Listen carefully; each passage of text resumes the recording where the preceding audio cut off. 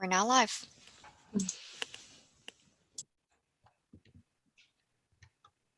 Okay, welcome everyone to North Grenville's virtual council meeting.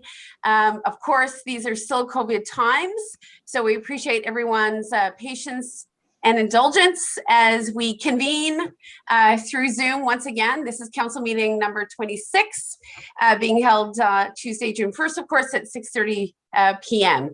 Thank you to those members of our community or members of the media who are joining obviously through the Zoom platform or through streaming on YouTube. We're thrilled to have you. So I would look forward to calling the meeting to order. Of course, as is the case across the nation, council wants to bring to your attention that we have lowered our flags to half-mast in recognition of the devastating discovery of an unmarked grave with the likely remnants of 250 children's bodies. Obviously an extremely difficult and terrible moment for our country, and we thank municipal staff for working on Sunday to lower those flags. We also are heartened, however, to learn that a Truth and Reconciliation recommendation for the establishment of a federal statutory day, I'm loath to call it a holiday, a federal statutory day, to recognize the victims of the residential schooling system, was fast-tracked to the House of Commons last Friday, is now in the Senate, and there's every expectation that the creation of that day, which was called for in 2014, will pass, will be adopted. And I look forward to a future conversation with Council about what we may be able to do here in North Grenville when it comes to what we expect will be the first day on September 30th. But for the meantime, our flags are at half-mast, and there was a community effort just yesterday to draw 250 hearts in recognition of the victims of the residential schooling system in Kamloops. And we thank those who took the initiative to do that. And I know further in the agenda, Councillor Strachan has an important notice of motion where we'll be able to continue some of the conversation around reconciliation. So to that end, and with that in mind, I'll call the meeting to order.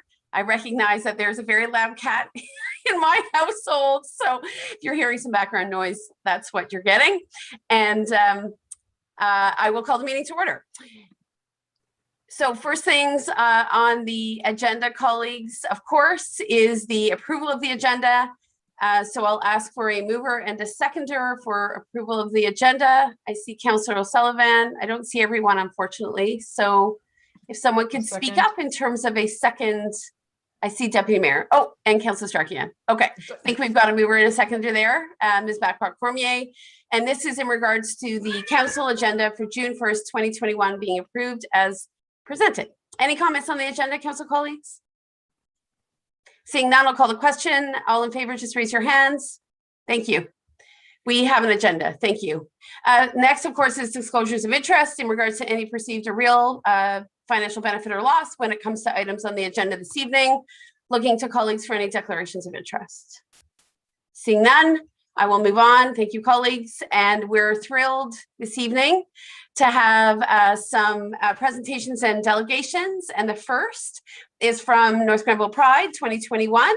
And we are welcoming Kemptville Pride's inaugural executive director, I think fairly newly minted executive director, and that is Jen Crawford. Ms. Crawford, welcome. I think you're with us.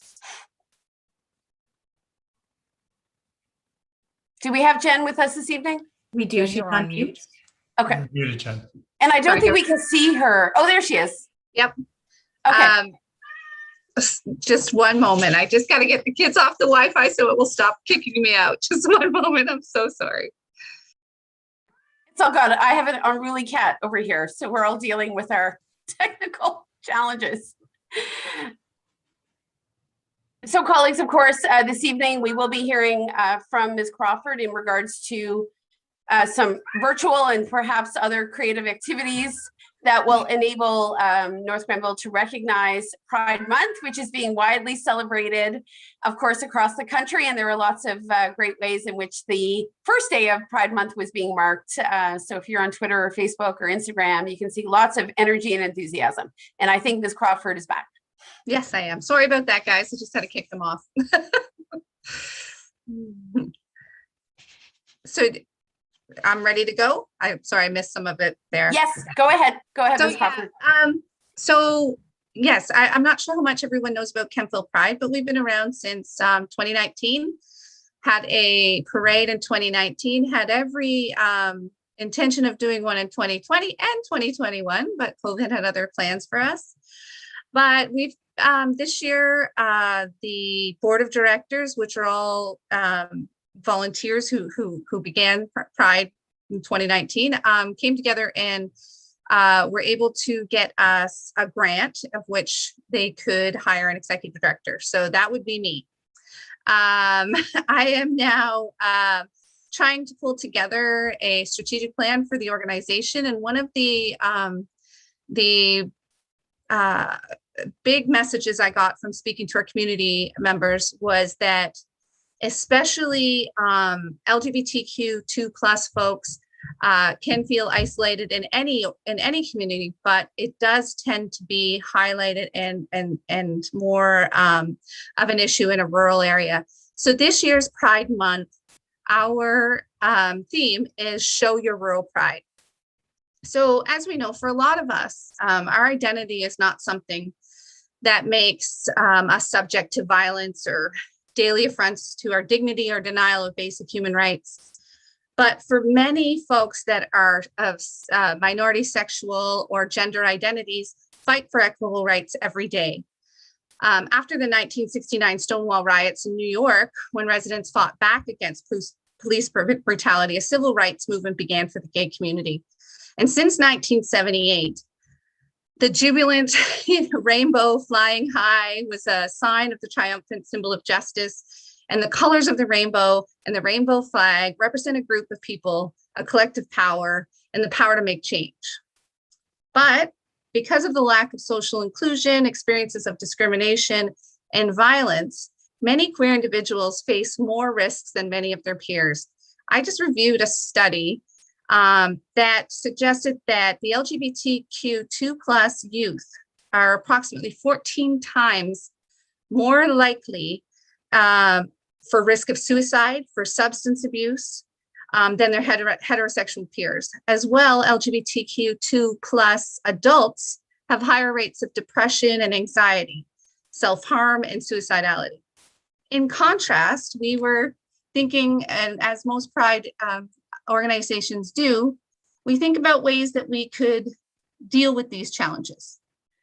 One of the major ways we can deal with these challenges is creating a supportive neighborhood, inclusive workplaces, a space for community building for our queer communities. That is exactly what we want to do during Pride Month. That's exactly what Kemptville Pride wants to do all year long. We want to uplift our LGBTQ2+ community. We want to celebrate the culture of our queer community. We want to celebrate their rights in our community. So throughout the month of June, our hope is that we are going to show our rural pride. Kemptville Pride wants to thank you folks for the last 2 years supporting us, flying our flags, our pride flag at the Municipal Center. But we'd also like to request this year, we're going to push our luck. And that's how things get done. So we're going to ask that we fly the trans flag as well as our pride flag. And we're going to ask for your support to paint the 5 benches along Prescott Street, of which we have support from the Old Town BIA. We have the paint available. We have volunteer ready to paint it, as well as painting the crosswalk in front of Bubba and Bugs on Prescott Street, the rainbow colors. Doing this may seem like a simple, relatively small action to take, yet it's a powerful, powerful statement of celebration and of the diversity and the support of people in our community who overcome this oppression daily. It is my hope the municipality of North Grenville and its leaders value all people, including all genders, all sexual orientations, and all families. Kemptville Pride's goal, mission is to foster a community of well-being, social justice through positive action and leadership. And it's our hope that we can count on you to walk with us, whether it's across that lovely crosswalk or down Prescott Street next year in a huge pride parade, to show our LGBTQ2+ community members that we're here for them. I just this afternoon had a conversation with the trans youth in the community, and she was struggling, you know, looking for support, wondering where she fit in. And when I had told her about the possibility of getting these benches done and the crosswalk done, and there being a space where you can really see that you're welcomed, it made a difference. So please don't think that these little actions may not show our community that we support them. It truly will. And that's all I got for you. Thank you so much, Ms. Crawford. We appreciate it. I'll just go to council colleagues for any questions about your presentation. Of course, we do have a proposed recommendation to recognize the month. Colleagues, anything from Ms. Crawford in terms of Kemptville Pride? Councillor Sullivan and Councillor Barkley. And of course, after that, I'd like to ask Ms. Dunlop where we might be in terms of the preparedness to paint a crosswalk in the Pride colors. But I'll have Councillors O'Sullivan and Barkley ask their questions. Go ahead. And I recognize Councillor Strachian as well. Go ahead, Councillor O'Sullivan. Thanks, Jen, for that presentation. I just wanted to point out that we did fly the trans flag last year. Both of them were up, and would be our anticipation that we would do that again this year. Sorry, what was the number of benches that you were asking for? There's 5 along Prescott Street. There's 5 on Prescott Street? Yeah. And you wanted them all painted? Sure. Yes. Okay. All right. I just wanted to clarify that. Thank you. In light of not being afraid, I thought we might as well be loud and proud. Okay, thanks. I'll let someone else speak. Yep, Councillor Barkley, go ahead. Yes, and then Councillor Strachian. Thanks, Jen. I'm sure we're all interested, if I can speak for the rest of council, in celebrating for a 3rd year Pride Month. Devil's in the details, though. You may not be aware that the crosswalk at Ace and Prescott, which is the crosswalk you're talking about, is part of a pilot program to take a look at actually having real cobblestones downtown. So I'm wondering if an alternate crosswalk might be suitable to your group. There may be some complications, and I'm sure Director Dunlop would like to speak to that. But it's a unique crosswalk in that it is actual cobblestones rather than the faux cobblestone treatment that was there previously. It didn't really hold up so well. So let's have Director Dunlop, Councillor Barkley, since you've put it on the table, why don't we have her speak to that request, and then we'll go to Councillor Strachian. Thank you, Your Worship. So the exactly as Councillor Barkley has indicated, last year that specific crosswalk was installed with interlock brick, so it is a natural brick product as a pilot program.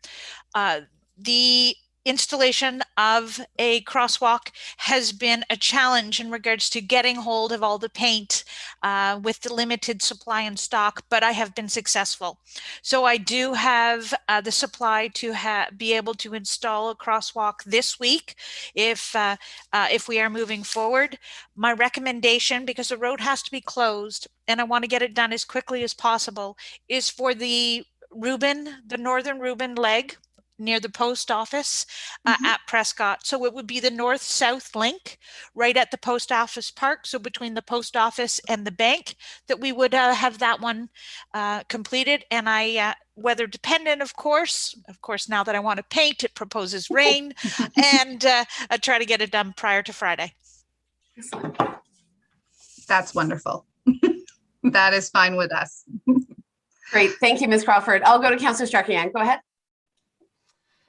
Thank you very much, Ms. Crawford, for that presentation. I'm looking forward to it. The Pride Parade 2 years ago, it's hard to believe it was 2 years ago, was a resounding success. It was wonderful to see the community really come alive and come together for that. in the parade, as well as at Riverside Park, and the number of kids and young people and just everybody who participated was really wonderful to see. So I look forward to the next time we can actually have a parade. I think that would be great. Yeah, I would love to see those rainbow benches and the crosswalks as well. I think that's wonderful.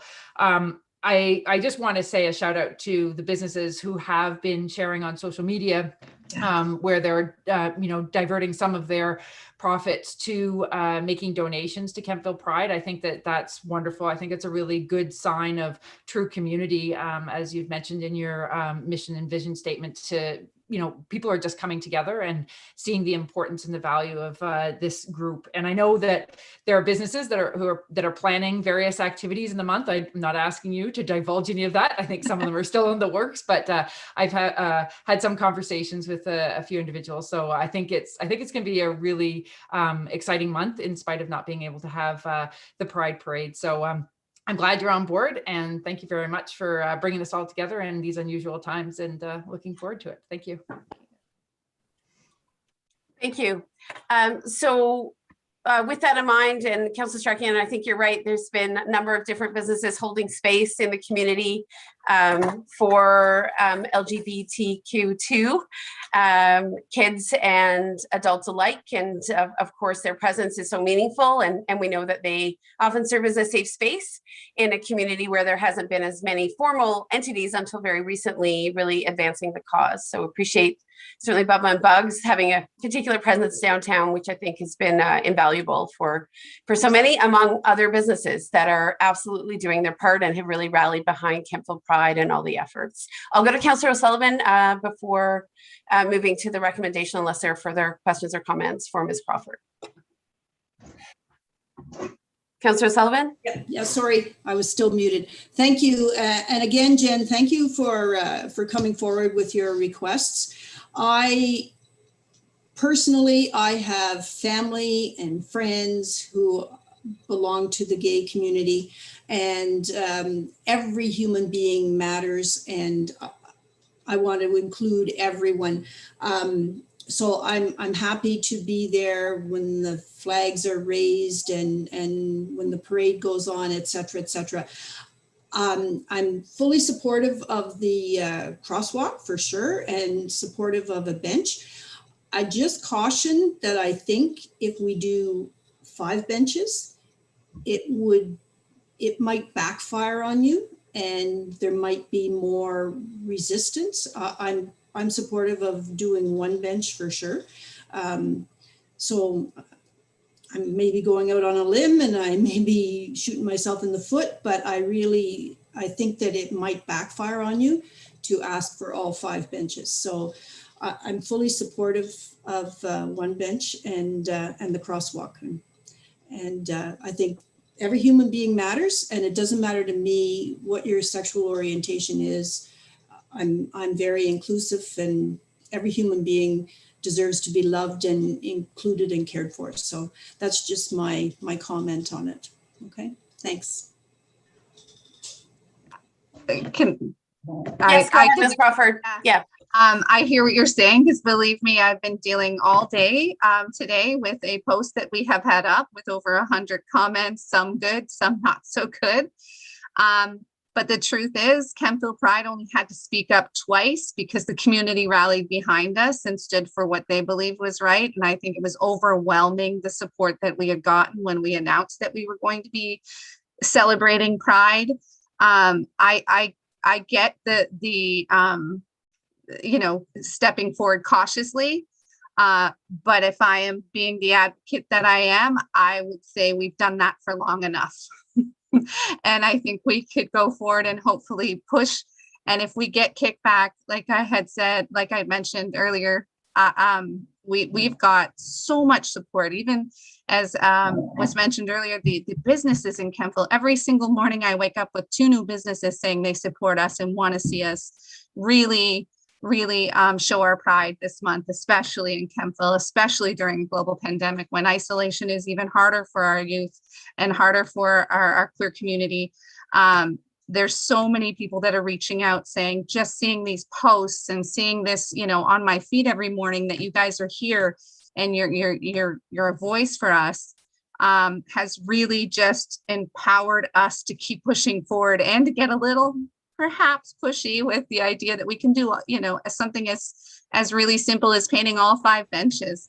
I think we're prepared for any kickback we might get. I don't think I'm going to have to deal with too much of it because, like I said, our community members are so behind us that they stand in front of us.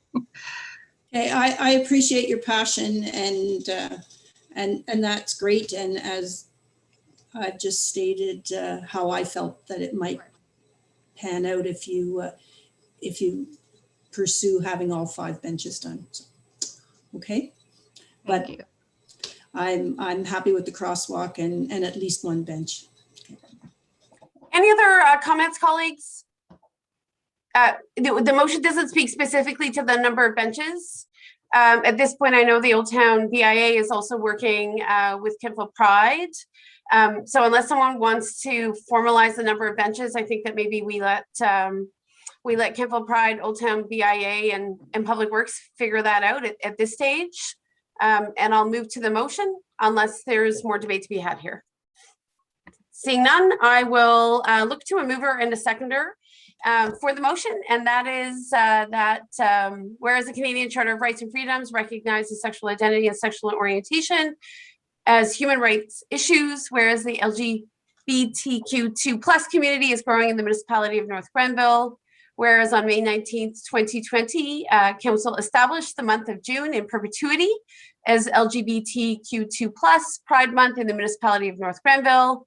Be it resolved that Council arranged to fly the gay pride flag and the trans pride flag in consultation with the LGBTQ2+ community among the flags at the municipal center and any other pertinent location in the municipality, and that the municipality of North Grenville actively support Pride Month virtual activities and festivities during the month of June. So looking for a mover and a seconder, please. Councillor Starkian and Deputy Mayor. Thank you. So I have a mover and a seconder. Any further comments on the motions in question? Okay. I'll call the question then. All in favor, please. Good. Thank you. And that motion passes. And thank you, Ms. Crawford. And we look forward to news about more activities and events and a very strong social media presence. I understand that you even are assuming a fairly significant TikTok presence for younger residents in our community who may not use those platforms. Is that correct? I'm so sorry. My Wi-Fi went out at the minute that you called it. Of course. Well, I will queue as, and I'm not sure if your internet will hold that. I understand that TikTok is one of the major platforms being used in the community to reach obviously younger residents who may not be Facebook or Twitter users. Yeah, so I'll just quickly talk about it. We are, we were going to be starting today. Oh, we lost her. Okay. We'll get some updates that I'm sure will be on social media in the coming weeks. So thank you, Ms. Crawford, again. I'm sorry your internet is. Oh, it's really. I'm not holding. Okay. Jen? Yeah. Yeah, maybe just make a closing statement. Your internet is not stable at all, so we lost you. Okay. So yes, the Pride will be all over the place next Wednesday once we have taken the time to mourn the loss of our Indigenous community members. And we will be posting all over our social media. I hope you guys could come on out and give us a shout out. A lot of it, of course, is done virtually. And we really want to highlight the support of rural LGBTQ2+ youth in our community this Pride Month. So thank you so much for your support. And I'm so sorry that this is being so glitchy. It's all good. Thank you very much. All right. Thank you so much. All right. Okay, we'll move on to our next delegation. And I'm thrilled to recognize members of the municipality's advisory committee on health, wellness, and fitness. And I understand a number of them are here this evening with us. And of course, Deputy Mayor, who initiated this committee back in 2019, early in 19, and myself are both members of this committee. So we've seen the evolution of this concept and the mobilizing of this group in terms of the launch of North Grenville's engagement in the Participaction's, the National Participation Better Community Challenge. So I think I will turn it over to Ms. Tanya Deans, the acting chair, to introduce other members of the committee and to give us some sense of how things are going. Welcome, Ms. Deans. Thank you, Mayor Peckford. Okay, so members of our that are present this evening are. I'm just going to pull up the email because I can't see everybody. So it's Rick Guerin, Stacy Dixon, Robert Matheson, and Debbie Allingham. Each of us will speak to different subjects about the Participation Community Better Challenge. And I'm just to provide a little bit of a background about Participation, and in particular, the Community Better Challenge. So I'd just like to start off by saying that Participation is celebrating its 50th year as an organization, as a nonprofit organization this year. And they've been doing this Community Better Challenge for a few years. They took a break last year because of the pandemic, presumably. And in 2019, a small town of Enderby, BC, of a population less than 3,000, won the challenge. So we have an opportunity, a real chance at winning. And to that subject, I went on the leaderboard, and for the province of Ontario, we are number 2. So anyway, just to provide a little bit more information about the challenge. It's a national physical activity initiative that encourages Canadians to get active in search of Canada's most active community. It's open to everyone, and all minutes tracked on the app and website from June 1st to 30th count towards a community's total score. So our community, North Grenville. So anybody who enters the postal code K0G1J0 is automatically applied to our active minutes. After June 30th, 50 finalist communities will be invited to submit an application explaining why they deserve to be Canada's most active community. At the conclusion of the challenge, one community will earn the top prize of $100,000 and the title of being Canada's most active. In addition to the national winner, there will also be prizing for the most active community in each province and territory. Now, more than ever, physical activity and sport participation need to be prioritized to help Canadians stay healthy in mind, body, and community spirit. And the 2021 challenge will be extra fun as Participation celebrates its 50th anniversary. I'm just so excited. I think if we can keep this going and keep being at the top of the leaderboard, we're in a good position right now. That's excellent. Thank you, Ms. Deans. I also should say that I had the pleasure, Deputy Mayor thought it would be a wonderful idea if we challenged the mayors of the City of Ottawa and the City of Toronto, and over Twitter that gauntlet has now been thrown down, and Minister Catherine McKenna has just recently in the last 45 minutes got on board and is urging the City of Ottawa to accept our challenge. So the City of Ottawa, North Grenville, and the City of Toronto were the top 3 performing municipalities in Ontario as of this afternoon. So we look forward to a little rivalry between communities big and small. And I know that North Grenville, mighty as it is, can maintain its position, if not improve it. So if you're on Twitter, that might be a fun way to follow some of the rivalry that we are now fostering with other communities. Ms. Deans, I think you'll introduce now some of the committee members.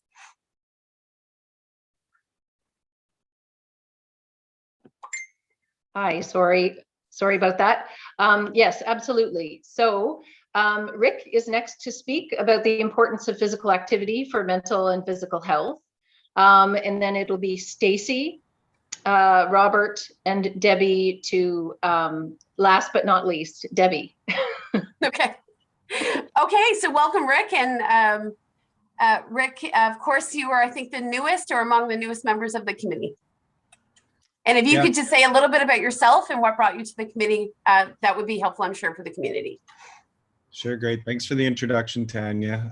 Yeah, this has been exciting. I just started on the committee like a month ago, and it was full steam ahead for getting this challenge up and running in the community. It's been impressive to see how engaged the committee members have been to make sure that, you know, a small community like North Grenville and Kemptville can compete with Ottawa and Toronto for this kind of thing. So it's been fantastic. So yeah, maybe a little bit about myself. So I am a physician. I work in the emergency department at CHEO, and my wife and I and our family moved to the community 5 years ago. She actually grew up in Kemptville. And I have to say that probably the thing I was struck by most when we first moved here is the wealth of amazing green space that this community has. You know, from Riverside Park to Limerick Forest to all the rail trails and Ferguson Forest, and you know, having access to all of that and being out and being active was sort of what drew me to wanting to be a part of the committee when the opportunity came up to sort of continue to help grow these spaces and, you know, community involvement in all of this. I know that you know, I think everybody understands the importance of being physically active for your physical health and your mental health. And, you know, I can certainly say that over the course of the last 18 months, I've seen the effects of what the pandemic has done for especially people and young people's mental health. The amount of presentations that we've had at CHEO and the emergency department has, you know, gone up considerably. And so, you know, just taking this opportunity to encourage, you know, everybody that this is an opportunity to get out, be active, and help with that sort of well-being and feeling good about things by being active. You know, today I started off the challenge by going out for a bike ride for an hour in Ferguson Forest and felt amazing when I got home. Head felt clear, and I'm looking forward to the month going forward. And hope that everybody else has a great month with being out and active and enjoying the community. Thank you very much and welcome.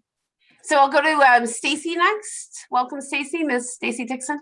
Thank you so much. Thanks for having me.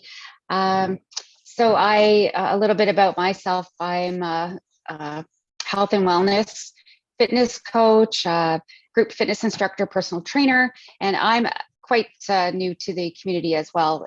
Moved here in 2018, and I'm quite community minded and wanted to participate in pretty much everything regarding health and wellness. I'm nosy and I like to, you know, change the world. Anyway, so we've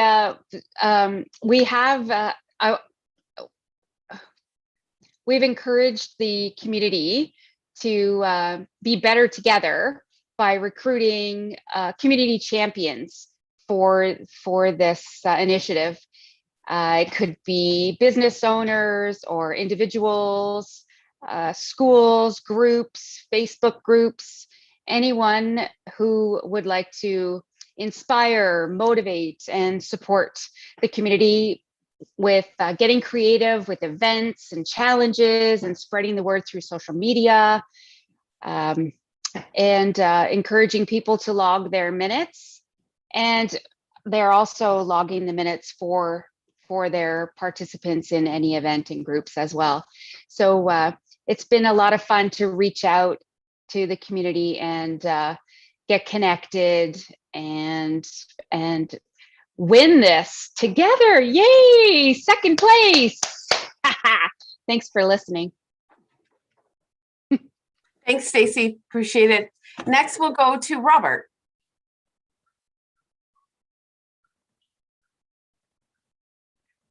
I don't see a Robert on the screen. Tanya, is Robert with us? Oh, there you are. I'm here. Oh, Hi. okay, good. That's what my name is Robert Matheson. I'm a health and physical education teacher at Kemptville Public School. My wife and I have been in the community for 17 years. Other than being a teacher, my involvement is also with the Kemptville Community Tennis Club, and I've also coached with the Warriors Basketball Club. So obviously I'm here to just give you an update on the schools, their involvement is. So the first thing I found out this morning was that Oxford on Rideau started their school day virtually with morning announcements followed by an entire school workout. And then they logged their. Myself, I taught 3 40-minute classes today and logged the minutes. So we had 1,440 minutes as a school from just my 3 classes. The other phys ed teacher is also logging her time. I know that Holy Cross and Madison Montessori were trying to log in minutes today because they both reached out to me to ask how to properly log their minutes because they didn't realize that they had to do it through the organization part of the website. And École Notre Dame is also joined in, and they're participating in a variety of different ways, including hopefully once we all get back into the actual school buildings of hosting an entire activity day, which is also the plan at Kemptville Public School once we hopefully return into the building.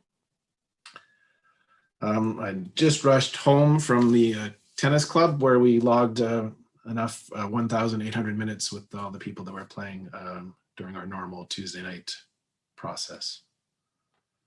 And that's it for me, I think. Thank you. Thank you. Thank you, Mr. Matheson. And we know you've been doing some crucial work on reaching out to schools, which is where kids hopefully can continue to be active, whether or not they're in person or virtual. So appreciate your support. And then finally, we have David.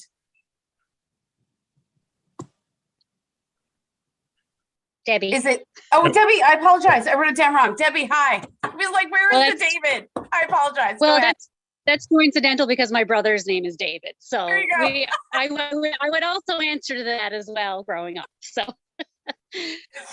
so thanks to council for giving us an opportunity to share this exciting challenge. So my name is Debbie Allingham. I'm a registered nurse, and I'm actually the occupational health nurse at, oh, I'm not sure what that screen is. Sorry. I'm actually the occupational health nurse at Kemptville District Hospital, so our local hospital. So my role there, and my role as an occupational health nurse over the years has always been promotion of wellness and health with staff. So that's lended itself to my personal life as well. I'm an avid member of the CrossFit community here, and I'm a biker and a runner and all that fun stuff. So to Rick's point, we've lived here now for 16 years in North Grenville. I'm originally from the East Coast. I hail from Mayor Peckford's neck of the woods as well, her family. So I have also been more than impressed and was happy to raise my children here with all of the green space. It's definitely a pull for this community. So I was asked to speak about getting active and how one participates. So all you really have to do is go to the municipal website or the Facebook page, and there is a whole big poster, and there's lots of instructions as to how you can get active. There is an app you can put on your phone, which most people have. You just go into whatever your store is, your app store, and you download the Participation Community Fitness app, and it will guide you there. Make sure though, when you go in, that you join the community challenge. It will instruct you. You do have an opportunity to create teams and groups, and there's some information on that as well. So any and every step minute counts. So when I work with Tanya at the hospital, so we sent out a big, hey, Kemptville Hospital, let's get going. And, you know, even today, we said, you know, everything counts. People think that, oh, in order to participate in this challenge, they have to be some sort of, you know, super fitness guru, and that's not the case. You can, you know, your gardening minutes, playing with your children, a walk. And I even said in my email today, you know, we live rural, walk your dog, walk your cat, walk your chickens, right? Because it's just about getting out there and you know, moving, and then going in on your app and logging whatever minutes. If you have a Fitbit or a personal tracking device, you can also connect to the app with that, which is a great way because that logs minutes you don't even know you're having. So yeah, so exciting challenge for sure. We threw down the gauntlet to the other medical centers in the area today, so we're going to see how that goes. And I think this is very, very exciting. And you know, we're going to give it our best this year for sure, but this won't be the only time. I think this is just the beginning of, you know, something we can get bigger and better at every year. So, you know, we're a young, healthy, vibrant community, and we need to take advantage of that and get people healthy and active. And I think this is great. Okay. And so Thank I'll you turn so it back much. over to Nancy if there's any questions. Colleagues, any questions? I know we have a video, colleagues, that we all participated in that we do plan on sharing, but any questions? I've got Deputy Mayor, Councillor O'Sullivan. Deputy Mayor? Thank you, Madam Mayor. I just want to say thank you to a wonderful committee we have. We're very excited. Again, as Nancy said, this is a first for North Grenville to have this type of committee. When I did my research, we had, there was lots of health and wellness groups out there, and I just tagged the fitness piece on because I knew it was important for health. It's always been important for me. I'm almost 60 now. Anyways, it's been great, the group. Unfortunately, COVID hit. It affected a lot of our committees. But with those bumps, we're really taking off with this participation. I think this will put us on the map for sure. We did have an expo planned for last year when COVID hit, and I think that we're still going to do that as soon as the province allows us to open up, because a piece that's missing in North Grenville, and I think it's just a communication piece, is what available resources we have for health and wellness and fitness. And if we can bring them all into one roof in our arena somewhere at the municipality to show the folks in North Grenville what we have, which is extremely extensive, but not easily necessarily to find. So this is going to be our next step. I think we'll be able to pull this off and hopefully do it annually, so we can expose these businesses, these organizations, these services to the general public of North Grenville and further out, of course. So anyways, thank you. I dropped the tie today to have my fitness attire on. So that's why I'm dressed like this. I'm trying to do lots of minutes. I should be probably running behind the desk here. But anyways, kudos everyone, and I'll leave it to Doreen. Go for it. Go ahead, Councillor Sullivan. Thank you, and thank you all for organizing this, taking the lead on it. This morning I walked over to an appointment near B&H, and I met some people on the waterfront trail, and I gave them my card and I said, call me and I'll help you sign up, and don't waste these walking minutes. You know, they were walking their dog and I, stop, you're not tracking this, you got to do this. Anyway, so I think the more people we get signed up, the more word we spread, the better. And I just wanted to say hello to Robert Matheson. My husband just came home from the tennis club too, and I'm happy to know that he's logged his time over at the tennis club. And another reminder, though, is that apparently people who live in Oxford Station do not have the same postal code. So when they register, they should log in under KOG1JO in order that it logs on to North Grenville, because their postal code is linked to Edwardsburg Cardinal, and you don't want that, you know, no. They should log in with KOG1JO. So thank you all for doing this, and I love a challenge. So, and Deputy Mayor, you're closer to 60 than I am. Thank you, Councillor Sullivan. I'll go to Councillor Strachan, and then I have a couple of pointers that Jill Sturdy has asked that I provide. So Councillor Strachan, go ahead. So this is a fun way to kick off June for sure. I think this is going to be interesting to see how it all works out. The Mighty Quintet has been taken over by a sixth member. So we have a team for the council, our Mighty Quintet, but our CAO wanted in on the fun and the challenges. So we've already started challenging each other and trying to keep each other honest. I don't walk anywhere near as much apparently as the deputy mayor or the mayor or Doreen or John.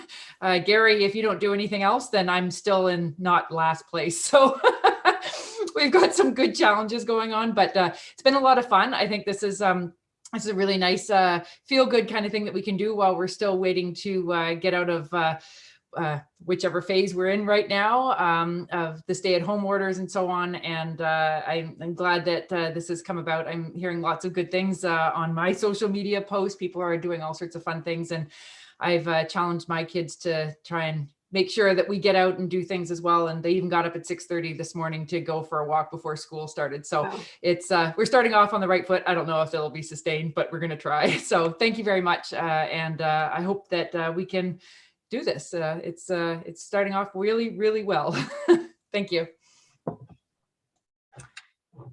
Thank you, Councillor Strachan. I was just checking the app again, and we're number 2 in the province and number 2 in the country. So as of this evening, and you can see that certain communities did fall off the top 10 that were there earlier in the day, and now they're gone. So this is a very dynamic app. I think they are literally capturing minutes, minute by minute. So it is important that we sustain and generate momentum. And I know there are likely to be some lawn signs out in the community and in the hamlets so that people do download that app. If you don't use a phone, we've received quite a number of inquiries today. And thank you, Robert Matheson, for guiding some schools and organizations through how to log collectively, a gym class, a school, what have you. You don't need an app. You can go to the website, register for the challenge, use that KOG 1JO postal code, and then upload your minutes that way. So you don't need an app. You can certainly manually just log in your head what you're doing and then log your minutes that way. And we know that may be easier for some people who are less comfortable with apps. So lots of ways to do it. We hope to see some friendly neighborhood challenges either within the same neighborhood or between neighborhoods and subdivisions. We've got lots of people walking, obviously not in the town of Kemptville or a rural hamlet, but in Stonehaven, in Victoria Park, in Kettle Creek. So encourage any friendly rivalries that'll get people moving and active throughout the month. It's a long 30 days. So a strong start doesn't necessarily mean a strong finish unless you commit all the way. So, but thank you very much to the Health, Wellness and Fitness Committee and to, I think, Robert Matheson. I think you got the ball rolling, and a couple of others who said, hey, let's see if we can do this. And there's been great energy and momentum to get her done. And thank you, Ms. Dean's acting chair, for certainly leading the way on this. We appreciate it. So I have a motion, colleagues, and that is that council receives this presentation entitled Get Active North Grenville Participation Contest for information purposes, and support the Participation Community Better Challenge and encourage the community to participate in this initiative. Before we call the question on that motion, there is a video. Okay, cue the video. Hey, North Grenville, are you ready to get active?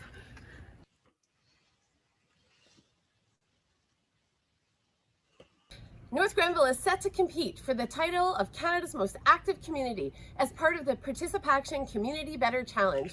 Obviously, being active is great for our mental and physical health, and this contest is an inclusive way to bring everyone together while staying apart. We are in it to win it. Let's get moving.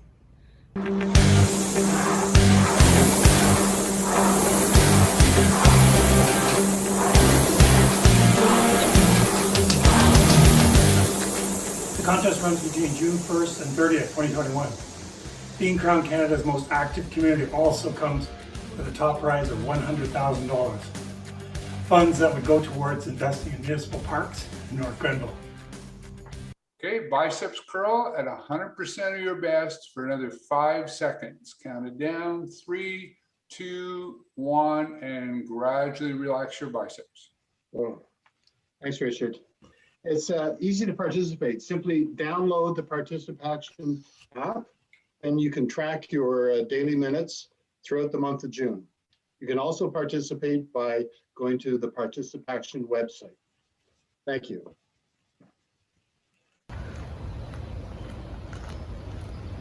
The challenge is open to everyone, whether you're 8 or 80, any age or ability.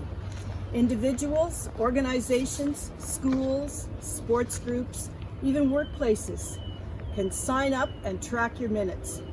Remember, the more people that participate and track their minutes, the greater the chance we have of winning. North Grenville, let's do this. Every minute of physical activity counts, indoor or outdoor, whether it's a 30-minute bike ride, a virtual workout, yard work, or a walk with your family.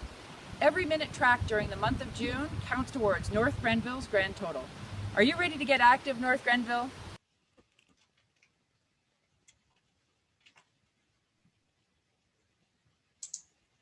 Excellent. Thank you very much. I've read the motion and I'm loath to call for a mover and a seconder because I'm sure you all do. Deputy Mayor, why don't you take it, and Councillor Strafian moves and seconds the adoption of the motion as read in regards to participation. I'll call the question. All in favor? Good. Thank you. Deputy Mayor, your thumb is up. Anything else? No. And thank you to members of the committee for being here this evening. We do appreciate it. All right, we will move on, no pun intended. And I see third on the list is library statistics for 2020 and update on activities. And I believe we have Ms. Brown on the screen to present a update on what's happening with our fabulous local library. Welcome, Ms. Brown. Thank you, Madam Mayor and members of the council. Thanks for taking a few minutes for me this evening. I promise to keep it brief and interesting. I'd like to give you an update, as you mentioned, Madam Mayor, on library activities, including some statistics from 2020. And I'd also like to tell you a bit about our challenges this past year due to COVID, as well as our successes, and how we continue to respond in 2021, because the situation has continued. Presentation, 7 slides, under 10 minutes, I promise. Okay, next slide, please. So here are some select service statistics from 2020 as compared with 2019. You can see the blue, the overall circulation did go down in 2020, but as I mentioned in my budget presentation a few months ago, it actually didn't go down as much as might be expected, considering we were closed and on reduced hours for much of the year. For our memberships, we actually were pretty stable. Some loyal patrons, it's true, chose to stay away out of caution, and some of them have not come back to the library yet, but we know that they will. But the good news is that we actually got new members, first-time members, people who hadn't used the library previously, who signed up hoping to get access to some of those e-resources, those e-books, because let's face it, a lot of us had more time for reading in 2020. Our program attendance, you can see that middle figure, the orange is much bigger than the green, and that is because we simply weren't able to deliver those face-to-face programs in 2020. And when we were able to open again, we only delivered small scale programming. So hopefully we will see this number rise in the next couple of years, but for now, I think this is going to continue to be the norm. And then we have an interesting statistic on the end there, our subscription database use.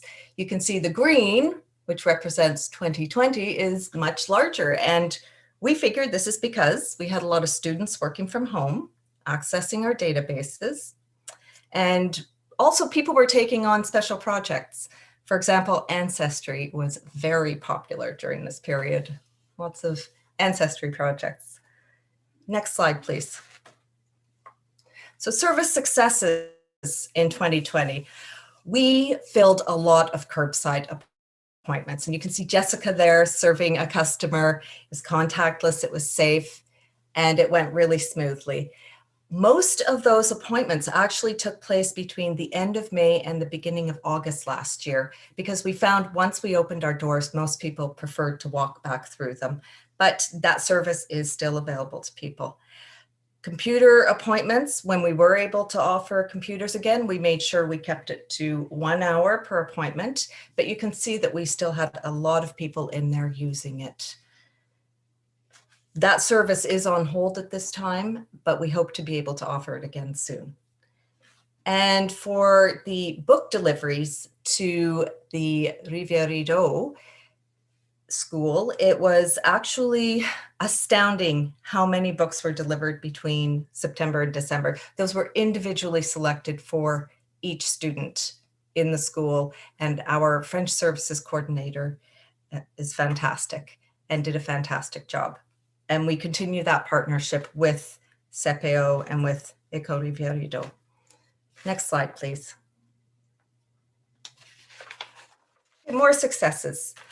I talked some more, or I think I talked previously about how creative staff got during 2020. We produced a whole bunch of original videos, lots and lots of views. We continue to do it, although we have definitely scaled back that activity as we've moved on to other activities. Our Children's Services Coordinator, Library Sue, put together 325 craft kits between August and December, and then produced demo videos, which we put on Facebook. And the kids could just go onto Facebook, take their little craft kit and watch Sue do it and do their own right from home, and then share their pictures on Facebook. So some really neat creative programming going on there. And then we did have meetings in the parks over the summer. They were following the COVID protocols, and we are hoping that we will be able to do that again at some point this summer. This, as opposed to last summer, we were able to do it. This summer, we're hoping we can again. We'll see. As we know, the situation is fluid, let's say. Next slide, please. Okay, just a couple of slides on what we learned. First of all, we learned that books matter. You wouldn't believe how many patrons said to us, "You have been a real lifeline to us during COVID." And they actually used that word. I heard that expression over and over again, lifeline. So it's wonderful to know that people needed their books, appreciated their books, and that they could come to us and stay connected and have that face-to-face, or at least mask-to-mask interaction with members of the staff. And we know many of our patrons by name, so it was wonderful just to stay connected that way. We also had a nice mix of, or what we're thinking about going forward is that we can continue that mix of online and in-person programming, because we were able to do some of that last year. We found that it works quite well. For example, our book club, Linda does that virtually. She has a group, they meet on Zoom, they have great discussions, and some of her members have expressed how much they appreciate being able to do it on Zoom, how that medium actually works for them. So that's the kind of thing we would continue possibly going forward with in the future. And we also did other virtual programming. You could see virtual bingo there, where Sue gets onto Facebook and calls out numbers, and then the kids are on the other end and they're sending her messages. So these kinds of activities we might consider. And I think that we've actually learned some things about how powerful our online platforms can be during COVID, and become very creative about using them. Next slide, please. Okay, our final, second from final slide. One thing we learned is that best solutions are the ones that we find together. And this one, I think a lot of service organizations learned as we learned about quarantining books, delivering curbside delivery or curbside pickup, putting together packages for people, responding to people remotely. We really had to think together about the best solutions, and we'd try some procedures out, and if they didn't work, we'd all regroup and fix those and tweak those. And I think that teamwork was really key here. And I'm sure that other folks found that too, that just constant communication was really important to finding the best solution. Another thing that I think many of us discovered is that kindness is key. And there was a lot of anxiety and a lot of adjustment and a lot of flexibility that had to take place. And people accommodated each other and found great compassion within themselves for each other. And this isn't just for staff members, it's also for patrons. And I think that's what made things go that much more smoothly for us. Finally, I just want to say that we have the best patrons. We really do. They are so appreciative, and they really make staff feel good about what they're doing. They would bring us flowers. You can see some flowers are pictured there. They brought us treats, cards. They had kind words for us. They really showed their appreciation. And that went a long way toward making the staff feel valued and good about what they're doing. And that brings us to our last slide. And that is the Star of the Library 2020. This Star of the Library is awarded every year by the Friends of the Library to a great supporter or great supporters of the library. And this year, or for 2020, they chose to give it to the library staff. And you can see we have a few of our staff pictured there. And I think that the staff was really touched to receive this. They truly put their hearts in their work. And we're going to continue this in 2021 and adjust and learn and make it work and have another great year. So I invite any questions. Questions, council colleagues? Councillor Sullivan, I know you sit on the library board. And Councillor Strachan, go ahead. Oh, Councillor Sullivan, you're muted. Yeah, sorry, I forgot. Well, thank you, Rachel, for that presentation, and thank you and all the staff for being so adaptable and so creative during all of the restrictions that we're on. And fantastic job from everybody. I've only heard positive things. I think you were the first one to go right out there and increase the Wi-Fi strength so that people could come to the parking lot and access Wi-Fi. That was amazing forward thinking, and it was great. And the library board never missed a single meeting. Right from the very beginning, went on to the Zoom platform, and there's a couple of members of the library board. I don't want to single anyone out in particular because everyone works very hard, but there's a couple who have taken on the review and revision of all of the policies, and policies and procedures are a big job, and not everybody finds that exciting, but they have done a fantastic job.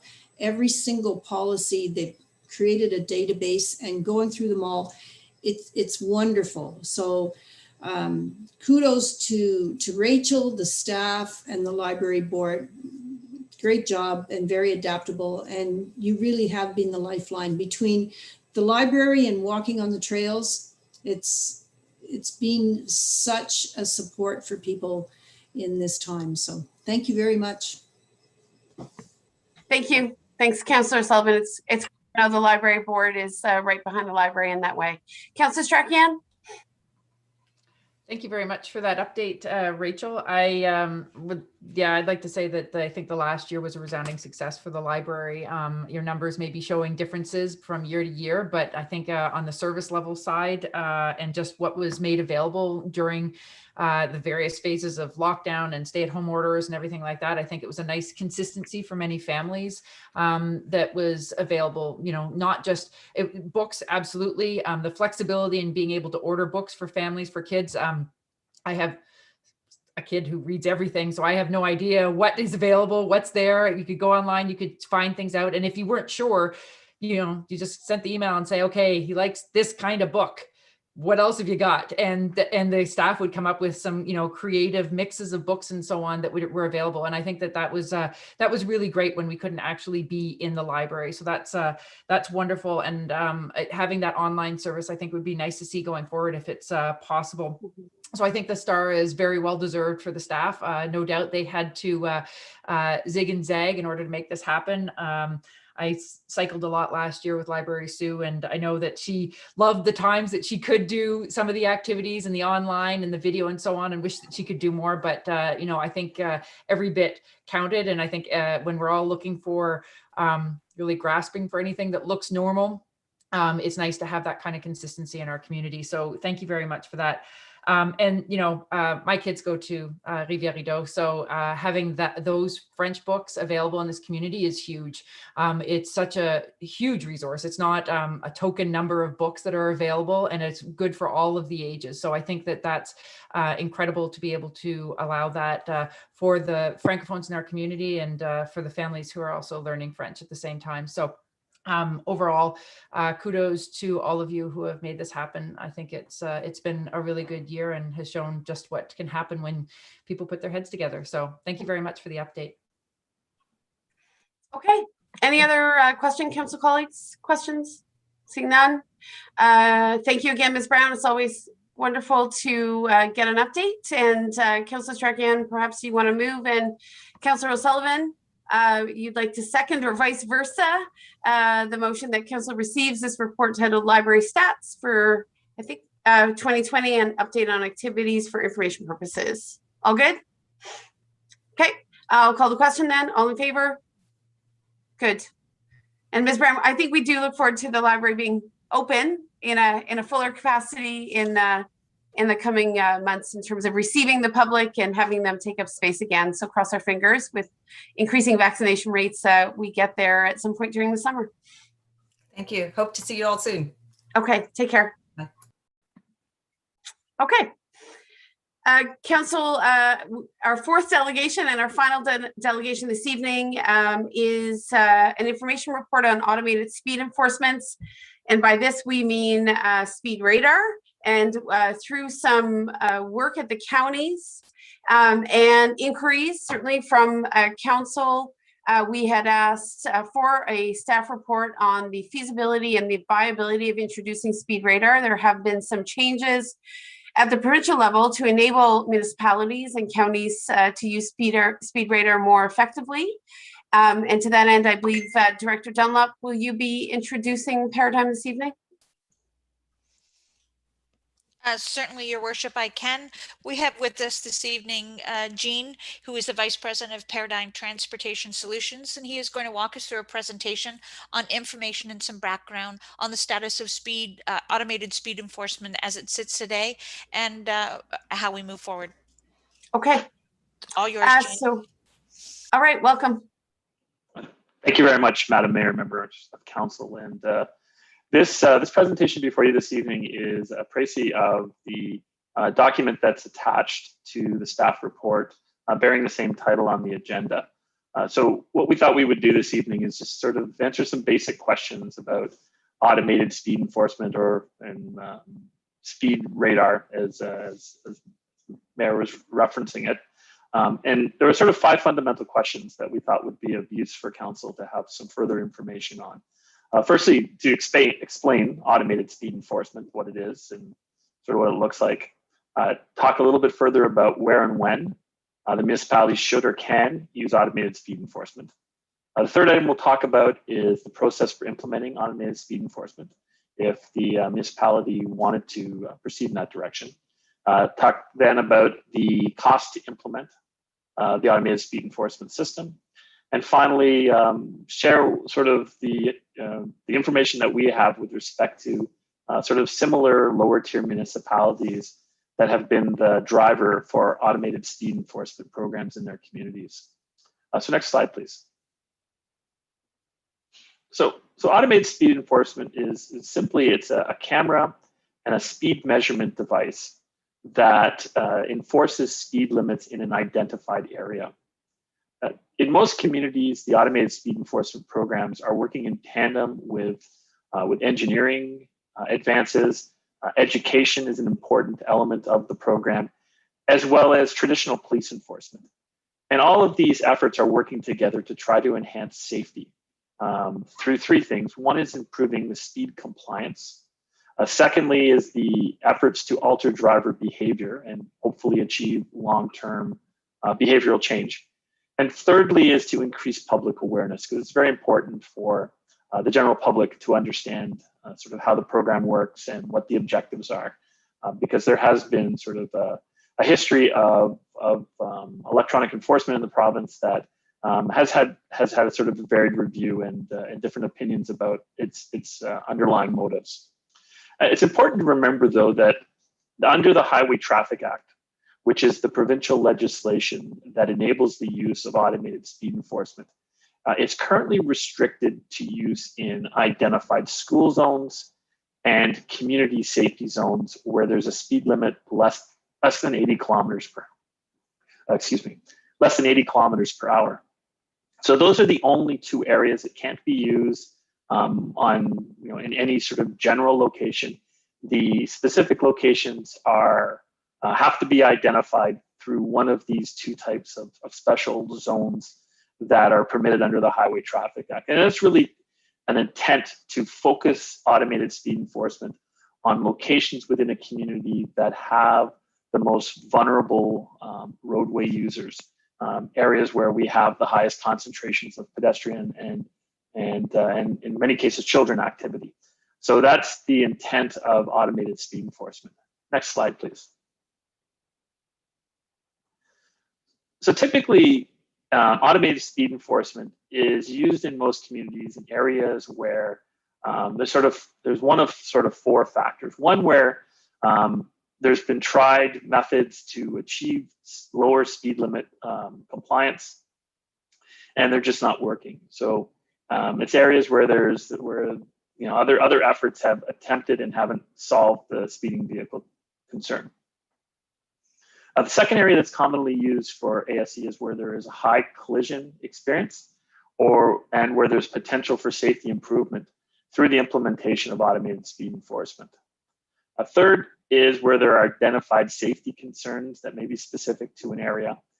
And fourth would be areas where there's need of special consideration, such as a school or things of that nature where, speed enforcement is of a greater priority and importance. There are also areas to avoid with automated speed enforcement. And those, it's important to recognize that it isn't the solution to every problem.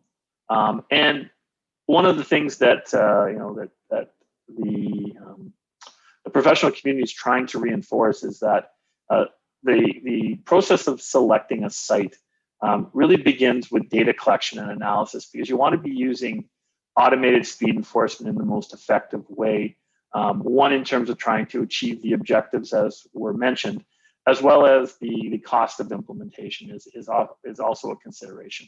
So it's important to go through a thorough site selection process that begins with data collection and thorough analysis. So there's a framework that's presented on the slide, the series of those boxes, colored boxes, that was developed by the Ontario Traffic Council, who's been taking a leadership role in coordinating the efforts of municipalities across Ontario in being able to deploy automated speed enforcement in a consistent manner while achieving the objectives of automated speed enforcement. So as you can see, there's a process that most communities follow to ensure that their automated speed enforcement program is going to have the greatest success possible. Next slide, please. So if it comes time to implementing automated speed enforcement, currently the systems available in Ontario are one of three types. They're either a fixed system that is mounted on a pole that stays in the same location all the time. There's a system that is semi-fixed, so there's a couple of mounting stations and maybe the camera gets moved around. And thirdly, there's the mobile installation, which is the most common in municipalities in Ontario. It gives the municipality the flexibility to rotate the locations of the placement of the camera to be able to allow a broader utilization and hopefully achieve the overall objectives of the ASE program. A number of communities have said that they rotate them 3 to 6 months. I know other communities are rotating them monthly. So it depends on the specific municipality, the number of cameras that they have, and the intent of their program. Currently, the way in which municipalities are implementing ASE is through contracted services. And it involves sort of a 3-pronged approach to being able to be functional with ASE. And that's the current environment that we're in today. And that's about to change, and I'll talk a little bit about that. But currently, the way in which it's done in the municipalities that are using ASE is to establish agreements for 3 things. Firstly is to set out an agreement with a service provider. And currently in Ontario, Redflex Traffic Systems is the predominant service provider for ASE services. And they were selected by the City of Toronto through a competitive procurement process. And because the City of Toronto does most of the processing of the violations, it makes sense that the camera system matches the processing service. So most municipalities are acquiring equipment through Redflex Traffic Systems. There then needs to be an agreement with the Ministry of Transportation to have access to their vehicle ownership database, which provides the basis for sending out any violations that occur as a result of a vehicle traveling through a zone over the speed limit. And then thirdly, the information that comes from the cameras needs to be processed and the violations need to be sent. And currently the City of Toronto is taking the lead on behalf of municipalities in Ontario through something they've called the Joint Processing Center. And it's an initiative of, I think it's 10 municipalities that are working together to provide the service, but it's under the leadership of the City of Toronto. So there would need to be agreement with the Joint Processing Center to facilitate the issuance of violation notices. Now, I did mention earlier that the landscape is changing. Through the Association of Municipalities of Ontario's Local Authority Service, there was recently a procurement to acquire turnkey ASE services on behalf of municipalities in Ontario. So what they're looking to do is offer up municipalities the opportunity to acquire turnkey ASE services without having to sort of work through the framework that exists today. And certainly, you know, there's a lot of interest on behalf of municipalities to this process. And the procurement just recently closed. It was last Thursday. And I was just checking their website and they received 6 submissions. So they're in the process right now of assessing those submissions. And I'm sure there'll be further information available as the year progresses. Now, the violation notices that are issued pursuant to the automated speed enforcement system, those offenses are prosecuted in the Provincial Offences Act court. And I could probably get into a long dissertation about sort of how the POA process works. But suffice to say, you know, most sort of ticketing issuance of offenses in the province for matters such as parking or you know, sort of typical municipal type bylaw infractions are processed through the Provincial Offences Act court.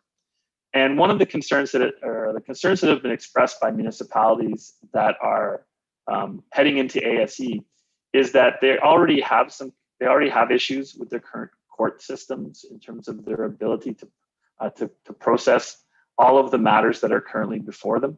So there's concern that by adding this on top of it, that the courts will become overburdened and even have even greater difficulty in being able to dispense timely justice in terms of dealing with offenses.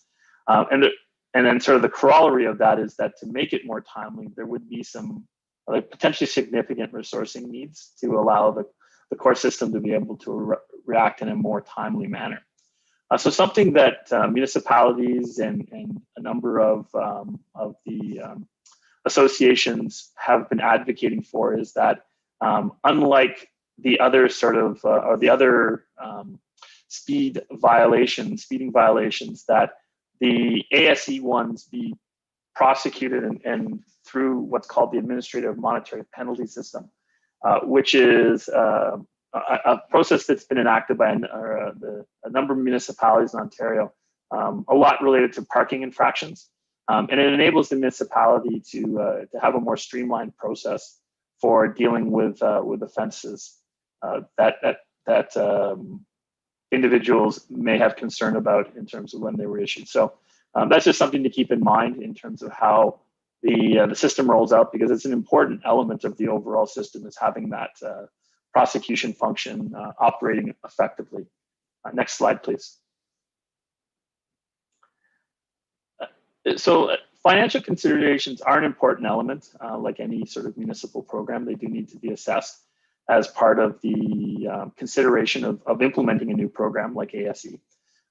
And at present, the implementation and operating costs of an ASE program are going to depend on a number of factors. One is the number of cameras that you're operating, the type of system that you use, whether it's fixed, semi-fixed, or mobile. If it is mobile, how often the cameras are rotated, the hours that you operate the system. And there are a variety of other factors that figure in, not the least of which is vandalism, as a number of municipalities have experienced. There are cameras being vandalized by individuals who, I guess, aren't quite as positive about the program as others are. So that's one concern. A recent report by the Township of Tiny within Simcoe County estimated that their annual cost for one mobile device would be about $130,000. That's on the assumption that they issue 1,100 tickets annually, because the cost is commensurate with the number of tickets issued. And their conclusion was that their fine revenue isn't likely going to offset the cost. And it's something else to consider if you are looking at ASE, is that under the current regime where the offenses are prosecuted or are issued via the Joint Processing Center at the City of Toronto, there is a one-time cost to offset their original startup cost, which isn't insignificant, but it is certainly a consideration. Next slide, please. So this table is cited in the staff report, and just gives you a bit of a sense as to some of the fixed and variable costs that go into operating a automated speed enforcement program. And as you can see, a number of them depend on the number of tickets that are issued. A number of them depend on number of units you have in operation. So the cost can vary, but it is a little bit easier to estimate the cost of the program than it is to try to forecast the potential revenue, just given the nature of the speeding activity. Next slide, please. So one of the things that it's important to recognize is that speeding offenses, the fine structure is prescribed by the Highway Traffic Act. And it's no different than sort of traditional police enforcement, whereby regular speeding fines would apply, and they would be doubled in community safety zones, but not in school zones. It's also important to recognize that under the ASE program, it's the registered owner of the vehicle that receives the ticket, and it's not the driver. So, one of the sort of deterrents, or one of the impetuses for enforcement is sort of the curb to change driver behavior. So it's not quite as sort of direct as it is with sort of traditional police enforcement. And sometimes there's issues where someone's using somebody else's car, or there's a rental vehicle, or things of that nature that have to be factored in. The other point to recognize too is that there are no demerit points or other impact on a driver's record as a result of an offense that may be captured through an automated speed enforcement device. As I mentioned, it is difficult to accurately estimate the revenue. It's really going to depend on the specific location, and it's directly proportional to the number of hours that the device is operated and the number of speeding violations that are logged during the period of operation. What most municipalities have found is that it definitely needs to be the community safety zone designation, not solely a school zone's designation, because the fine revenue, since it's doubled, helps to offset the cost. But something that some of the program advocates have really been trying to emphasize, and I think it's important to note here, and this was sort of one of the knocks against sort of the previous photo radar, that was in the province back in the 1990s, is that it's not intended to generate revenue. It's important to recognize that that shouldn't be the sole purpose of getting into ASE. And if you think about the overall objective of an ASE program, to change driver behavior, lower speeds, if it is actually successful, then you're going to generate lower revenue. So it's as you're more effective and more successful, the cost of the program will increase. But obviously, that's a consideration in terms of any sort of program that a municipality offers. Next slide, please.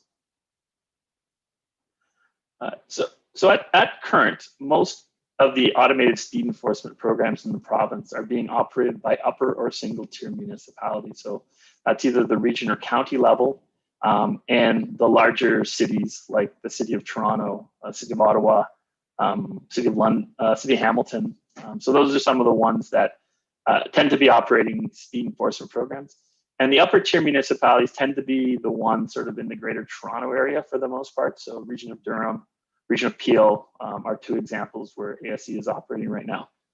There are a number of lower tier municipalities that are exploring ASE, but to date, not a lot of them have implemented it. And it's been primarily the larger, more urban communities, such as the City of Brampton and City of Mississauga, or ones that are working collaboratively with the upper tier. So the town of Caledon has been noted as an example of a lower tier municipality that has somewhat of a similar sort of profile. It is a little larger than North Grenville, but it has a similar profile. It has some built up areas and a lot of rural space. But in Caledon, they've been working with the region of Peel, who's been administering it on their behalf, but they're identifying locations jointly. What the reports from staff of the lower tier municipalities that we've reviewed suggest is that the financial outcome, the financial side of it, is not so favorable for lower tier municipalities.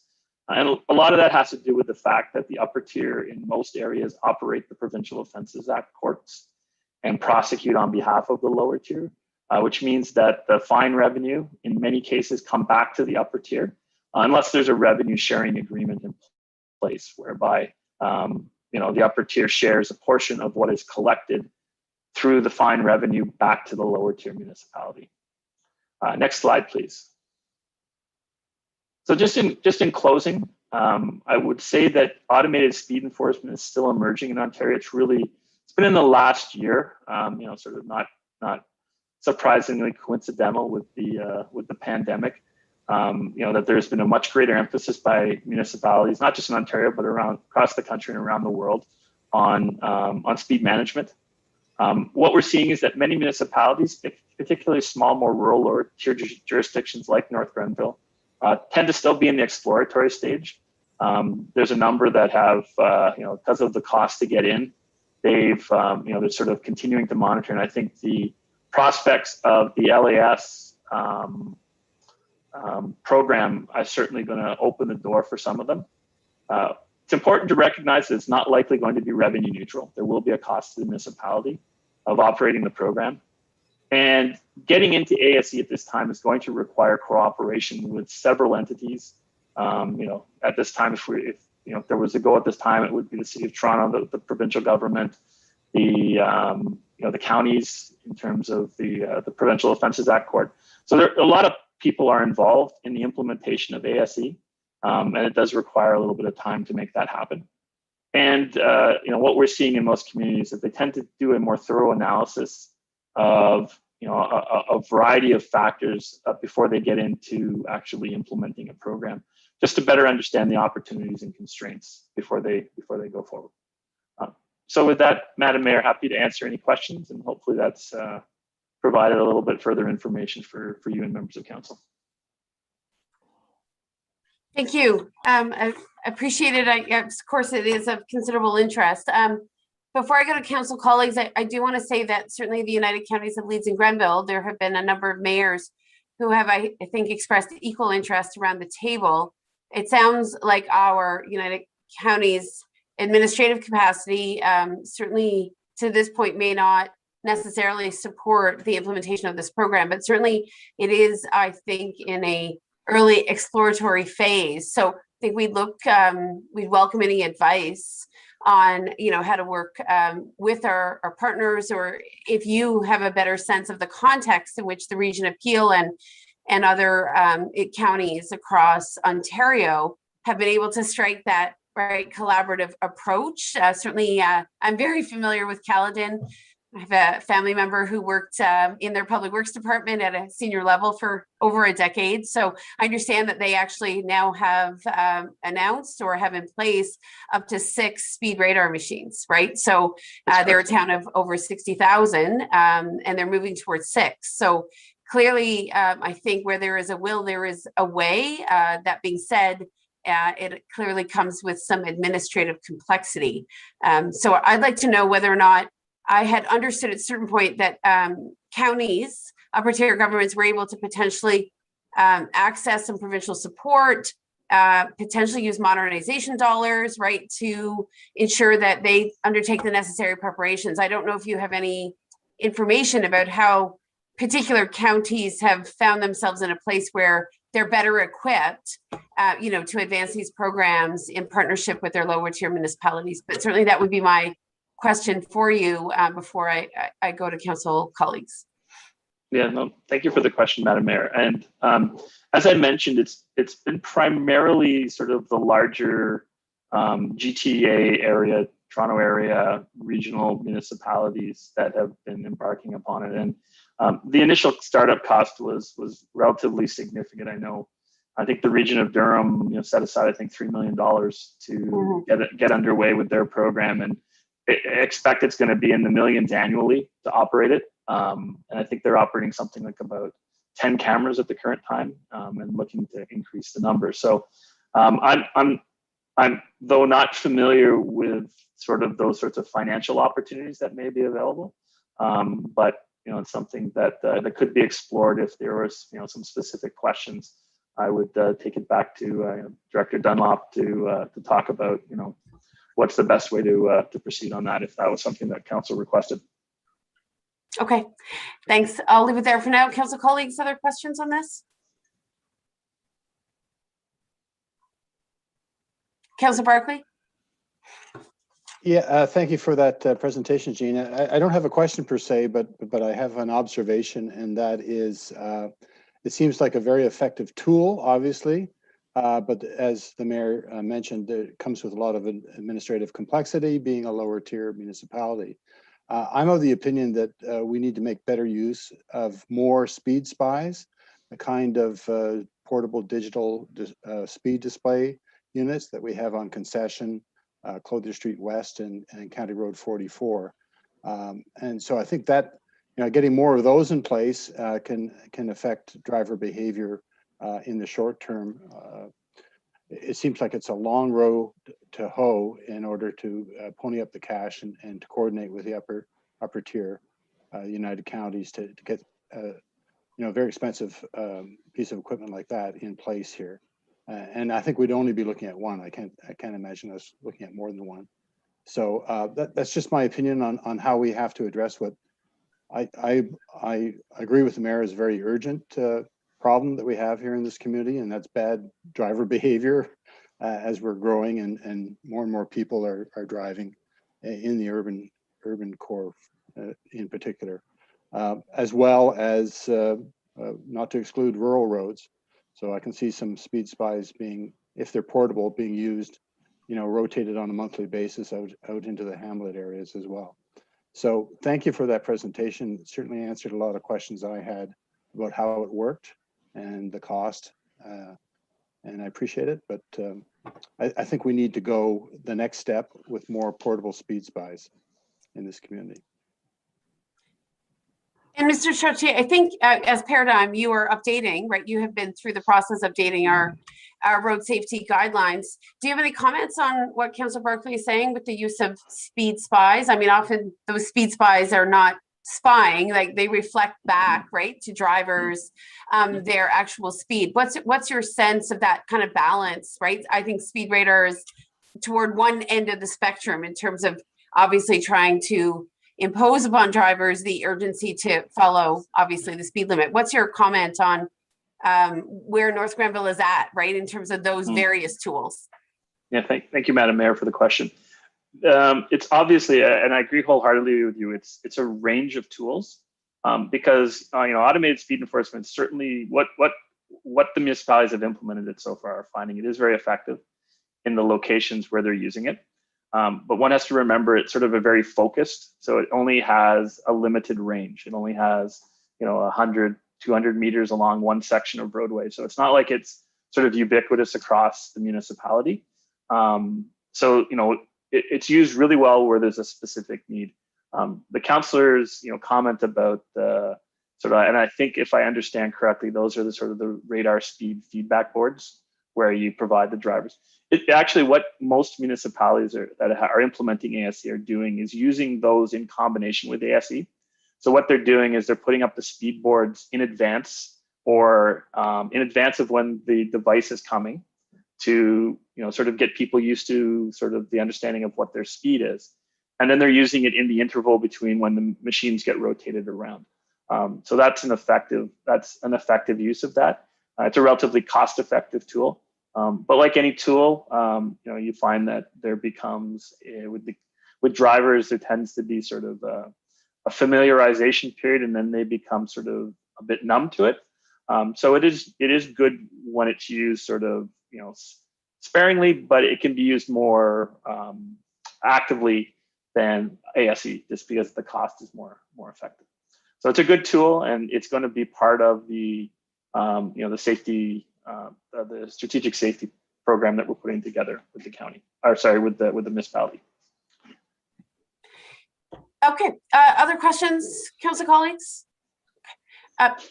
Mr. Chair, again, because we've started to have this discussion at the county's table, do you see viability in potentially at some stage when, obviously, if the United Counties were to make a decision, right, to implement a speed radar program, do you see viability to 1 or 2 machines being moved around 9 different municipalities? Have you heard of a model that would be similar? Because that's the very early discussion that a number of mayors are suggesting, is could we pilot it and really share, right, 1 or 2 cameras among several municipalities? Is that a model that's familiar to you at all? Thank you for the question, Madam Mayor.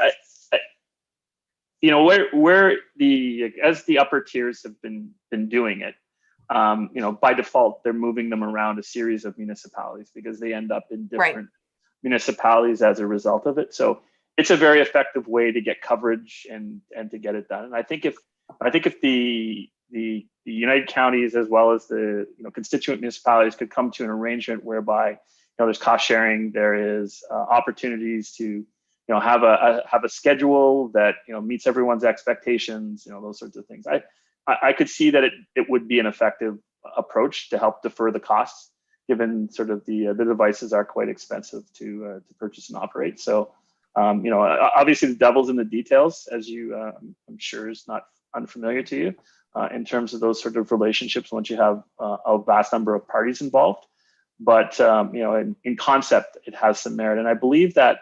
And you may know better than I in terms of the town of Caledon. I believe that's to a certain extent how they get started in terms of working collaboratively with the region of Peel, and then expanded their program from there. And their program is focused primarily on school areas, sort of on the fringe of, they have a number of schools on the fringe of their built up areas. So it sort of has been effective that way, and it sort of fits in with the overall regional program. Okay, that's helpful. I know watching Mayor Alan Thompson, he certainly seems to be a champion, right? So if you can work out that relationship with the United Counties or your upper tier partner, then it certainly sounds valuable. Okay, I don't see any other hands, so I'm assuming, colleagues, that all of the questions have been asked this evening. Of course, we do have a, Ms. Babcock-Cormier, was there a suggested motion in regards to this report this evening? Yes, Your Worship. Would you like me to read that out loud? That would be great. Thanks. Thank you. That Council receive this presentation titled Information on Automated Speed Enforcement for Information Purposes, and defer the implementation of automated speed enforcement measures until such time as the update of the municipality's transportation policies is complete and such policies have been implemented. Okay, thank you. I do have a concern with the language of the motion in that it doesn't direct our municipality to stay engaged with our upper tier partner, where I know several mayors have signaled some interest in potentially piloting something. So I wouldn't want to close the door on that. So I'm wondering if we can just receive the report this evening.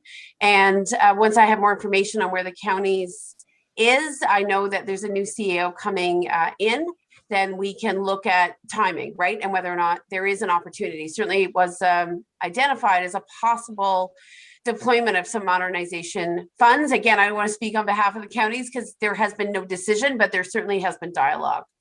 So Councillor Barclay, are you comfortable moving receipt of the report this evening, and we'll leave it there at the present time? Okay. Can I have a seconder then? Thank you, Councillor O'Sullivan. And Director Dunlop, just quickly before I call the question, have you had any dialogue yet from the counties? I expect you wouldn't have, but I'm just wondering if it's come up at all informally in terms of a possible pilot at some stage within the next year and a half. Your Worship, no, it has not as of yet, but I know that the Director of Finance has put our name forward through the LAS, the procurement, making sure that we keep current and involved. So as part of the staff report that's included in tonight's package, there was, absolutely, we're saying that we're at this point in time, we're deferring, but exactly your thought process in regards to, we're not saying no, we're saying it's in the maturing phase. It's something that we need to keep our eye on and to keep moving forward as not only our policies, but also the ASC programs across multiple municipalities mature. And enlighten me, LAS is, just for the benefit of the community? The LAS is a program, if the Director of Finance could assist me in this, because I do not know what it actually stands for, but it is a partner with AMO in regards to procurement. Right. Yeah, that's correct. Okay, so LAS, okay, it's a procurement tool for municipalities to potentially streamline and reduce costs associated with a variety of, right, capital acquisitions. Is that right? That's correct, Madam Mayor. It's a way for municipalities in Ontario to pool their resources and increase their buying power. Okay, and just one more question. Director Dunlop, did we apply as the municipality of North Grenville, or did the United Counties apply for, I think what was an LAS initiative around the acquisition of the speed radar tools? Is that the case? The municipality has put their name forward in regards to, what opportunities in partnerships with LAS. We have not said we want to buy one through them at this point in time, because as Jean had said earlier in his presentation, everything only just closed on May the 27th, and they're looking at what their program may be. We've put our name forward to be able to encourage the conversation with LAS, just like we have in other procurements, such as the conversion of our streetlights from HPS to LED. LAS and AMO were partners in that with North Grenville. Okay. Thank you for that. I appreciate that. So I'm sure there'll be some follow-up anyway with the counties as we move forward, and I look forward to that dialogue, because they're obviously an enabling partner here. But we've got a motion on the table with a mover and a seconder. So I'll call the question. All in favor? Good. Thank you.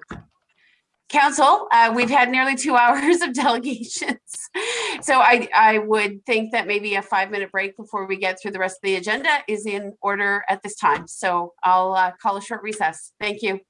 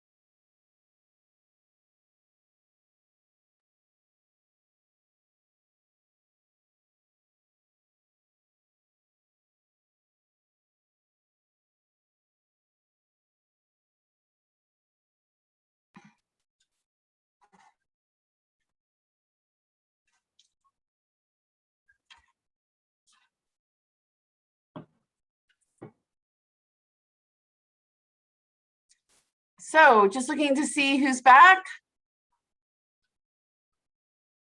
I am. So Deputy Mayor Laura Dudas for the City of Ottawa has just officially accepted our challenge. So the salvo, as suggested again by Deputy Mayor, was that whatever community won would have its flag flown in the other community. So if the City of Ottawa wins, then we would fly their flag during the month of July for a period. And if we are to win, then the municipality of North Grenville's flag would be flown either in the City of Ottawa or the City of Toronto. So I don't know if we're still live on YouTube, but we have engagement from the City of Ottawa through the Deputy Mayor, who has just accepted North Grenville's challenge. And we have a number of councillors in Ottawa and Federal Minister Catherine McKenna, who represents Ottawa Centre, saying they're all for it and they think they can beat our pants. So North Grenville, you're on. Deputy Mayor, you're going to have to walk like 4 hours a day just to keep us in the race.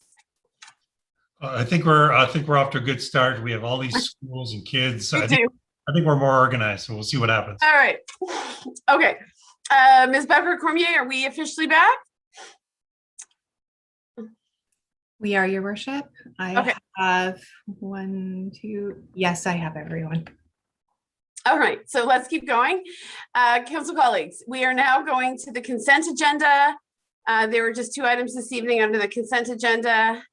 And they are the Old Town Kemptville BIA area resolutions from May 19th and the minutes from April 21st, as well as council meeting minutes from May 18th. Can I have a mover and a seconder, please? Councillor Sullivan and Deputy Mayor. Councillor Barclay, I'm aware that I believe you have a comment before I call the question on this motion. Yes, thank you, Madam Mayor. I'm in favor of this motion, but I just wanted to take a minute to state that one of the things that we're approving tonight is the resignation of Stephen Bent as from the board of the BIA and as treasurer. And it was my privilege to serve the businesses downtown with Stephen from 2016 onwards, I think. And I would like to thank him for his service to the business community in Old Town Kemptville. It was almost a tradition that the manager of the CIBC Bank would become our treasurer at the BIA, but in Stephen's case, he really brought a lot of energy and expertise, having served on the BIA in Barrhaven, and really assisted the BIA as it contemplated expansion. So I'd like to thank Stephen for his service and wish him well. And he's not going anywhere, but he's leaving the board after a couple of years, many years of service. So thank you, Stephen. Thank you, Councillor Barclay. Deputy Mayor? Yeah, I just want to say thank you as well. I sit on the board of the BIA, and it's been a pleasure working with Stephen. He's going to be a difficult gentleman to replace for that the knowledge, and as Councillor Barclay said. So, anyways, but it was great having him, and I think he did definitely raise the profile of BIA and the let's just say the organization itself to a different level because of his experience, and we will miss him. We'll certainly echo your comments. Thank you. Any other comments on the motion before I call the question? Seeing none, I'll call the question. All in favor? Good, thank you. Okay, so that brings us to, I think there was no report from the Office of the CAO, Finance, Clerk, Planning and Development this evening. We've dealt with automated speed enforcement. So Director Dunlop, I believe that you are on in regards to the council effort to recognize some ongoing road safety traffic concerns in the Tempo subdivision. Thank you, Your Worship. This evening we have Ryan Bro, our operations superintendent, who has been in the lead in regards to this assessment, so he will be presenting the report. Okay. Welcome, Ryan. Thank you, everyone, and a good evening. So I'm here to discuss with you a number of traffic-related concerns that have been received from a group of residents in the Tempo subdivision. For those of you who are not aware, the Tempo subdivision is immediately west of the municipal office on off of County Road 44. The group of concerned residents raised three main requests. One, the temporary stop sign on Depensier Drive at Tempo Drive and Harvester Crescent intersection be installed permanently. That an all-way stop be installed on Depensier Drive at the Glencrest Road and Harvester Crescent intersection. And thirdly, that an all-way stop, which would be 3 ways, be installed at the Tempo Drive and Glencrest Road intersection. It is understood that these requests were specifically related to speed and pedestrian safety, more specifically, school bus drop-off and pickup. The Public Works Department assessed these concerns by evaluating the areas under Ontario Ministry of Transportation and Municipality of North Grenville guidelines. Specifically, we assessed each location for stop sign installation and traffic calming measures. It should be noted that each location was evaluated under the current and updated draft Municipality of North Grenville traffic calming policy. In summary, the findings for each assessment were as follows. Regarding request 1 for the temporary stop sign on Depensier Drive at Tempo Drive and Harvester Crescent, the municipality intends to upgrade this construction style installation to a more permanent installation similar to those stop signs, those other stop signs in the subdivision. Accompanying this upgrade, the Public Works Department intends to install barriers and appropriate signage indicating the dead end, the current dead end at the western end of Depensier Drive. Although a more permanent installation, this stop sign will remain temporary until such time as Depensier Drive is extended to the west. At this time, and prior to removal, a detailed assessment and evaluation under those future conditions will be required.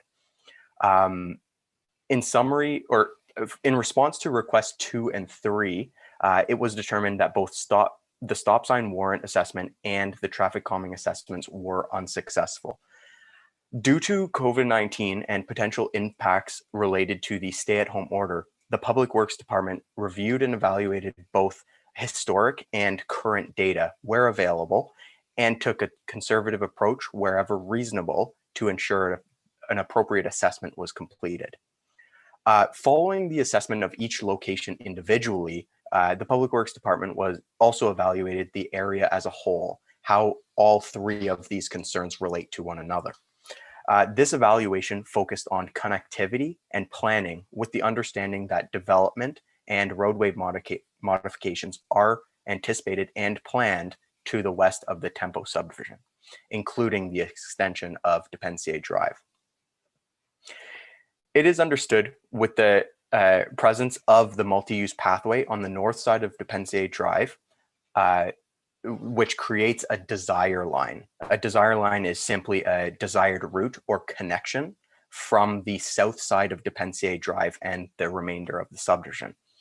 This desire line is currently satisfied by the controlled crossing at Depensier Drive, the Tempo Drive and Harvester Crescent intersection on the western limit of the subdivision, which is the temporary stop sign addressed in the first request.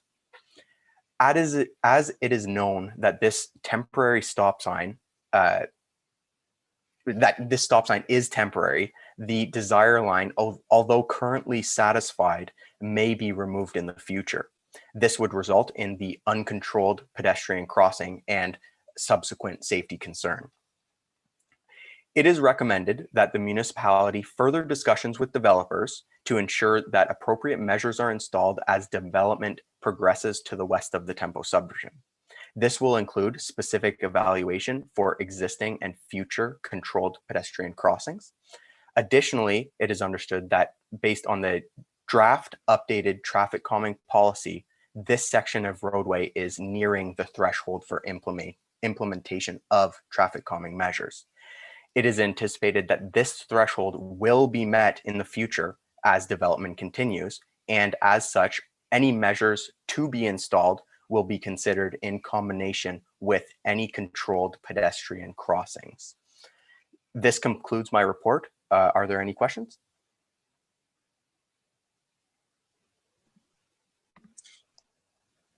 Councillor Barkley.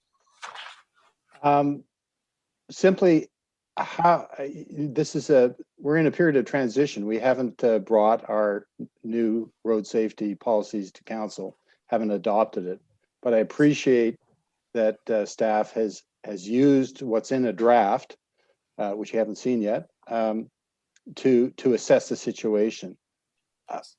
Very simply, can you tell me how these draft policies have changed the assessment compared to what's existing on the books?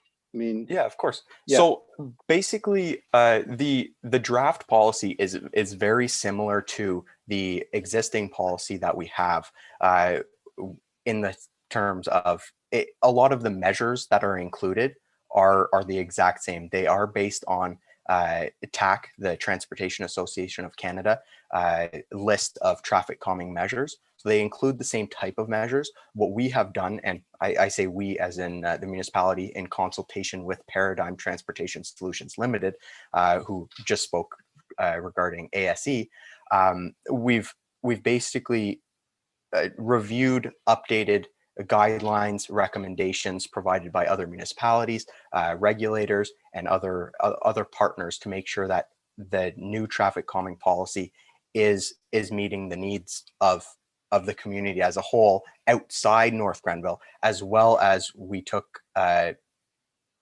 direction from council as well as the public on how do we make this policy North Grenville specific? How do we meet the needs of the residents of North Grenville? So one thing that I didn't note through my verbal presentation, but wasn't included in the report, was the old or the current traffic calming policy scored Depensier Drive with 20 out of the needed 60 points to get traffic calming measures. The new updated policy, I believe, was 50 or 55 using a conservative approach out of, again, 60. So we're very close to that threshold. And from more of a thought process and where we think the road should be, it's much closer. So it definitely represents, it better represents our thought process on the roadway. Great. So this is the first case where we've sort of applied what will eventually be our new guidelines for assessing situations like this. The other compounding factor or complicating factor is the fact that there's going to be this anticipated further development to the west, and Depensier will be extended further to the west, so that any change we make now might have to be reversed or undone with that further development. Is that what I'm understanding? I wouldn't necessarily say that it would be reversed. It's anticipated that the development to the west will only make any concerns that any requests that have been brought forward to date will have them more likely to be met. So with knowing that our traffic calming policy and understanding that it is in current draft form, understanding that it is 50 or 55 out of the required 60 points. And I can get into details of how those points are calculated, but having that extension to the west is definitely going to bring that score up and require traffic calming measures. So not necessarily any measures that we would do today would be removed. They would only be increased. That is more general. There are some things you can install traffic calming measures now and do something different later on, but it's more of an increased traffic calming measure versus a reduction in traffic calming. And a final question, if the mayor will indulge me.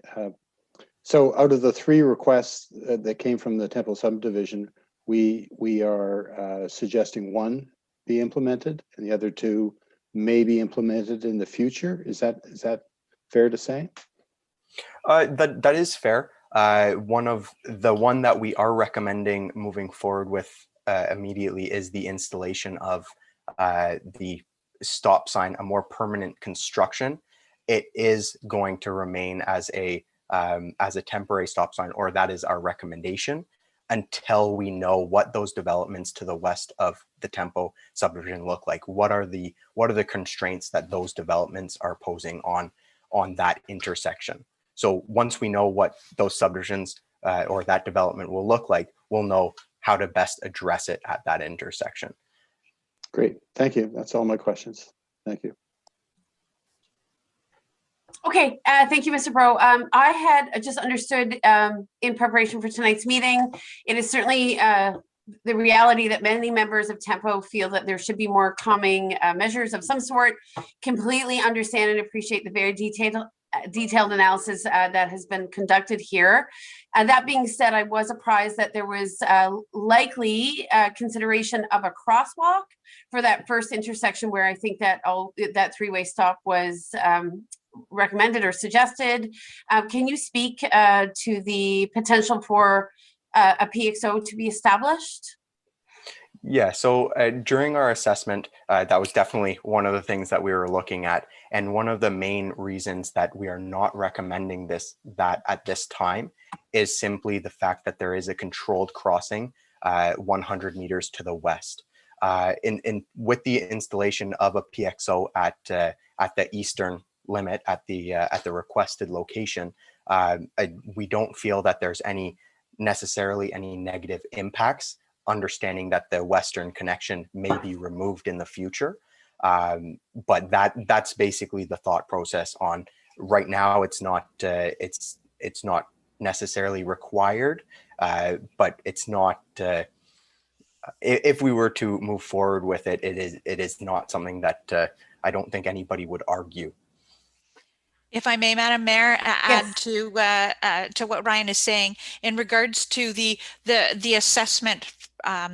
He had indicated there's no negative impact in regards to putting the PXO, but I think that the Public Works Department, in consultation with the association, will look at something at that easternmost intersection where it changes from that commercial aspect into that residential community. But also what Ryan said is, moving forward, as things develop further to the west, that we will make sure that we look and assess for additional traffic calming. The vehicle count, I believe, Ryan, you can correct me if I'm wrong, is roughly in the 500 or less mark along this section.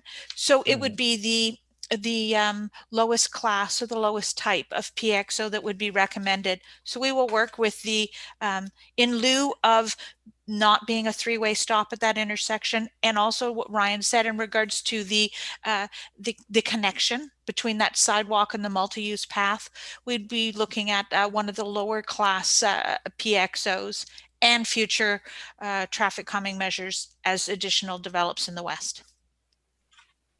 Okay, that's helpful. Thank you. And I certainly think that might be well embraced by the community because of that connectivity point between the sidewalk and the multi-use pathway.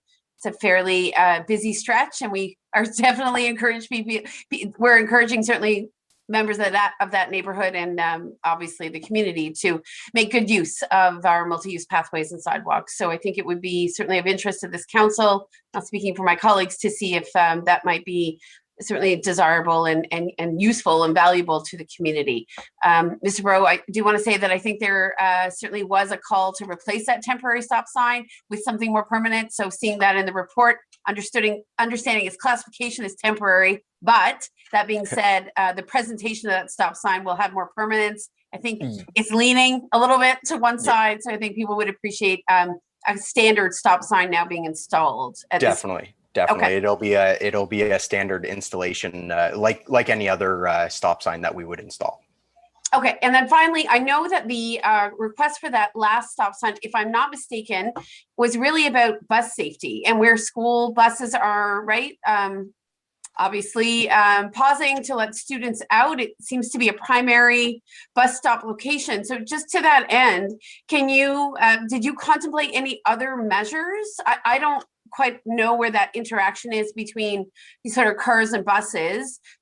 I don't know if you've consulted, other communities or looked at other kind of standard, well-established bus stops in our community to see where, you know, some of those safety concerns by parents, right, could be met. Clearly in a pandemic year, you know, perhaps not as urgent, but, you know, everybody's going to get back on a bus at some point. So do you have any other comments on how to accommodate, you know, concerns about child safety when it comes to that bus stop?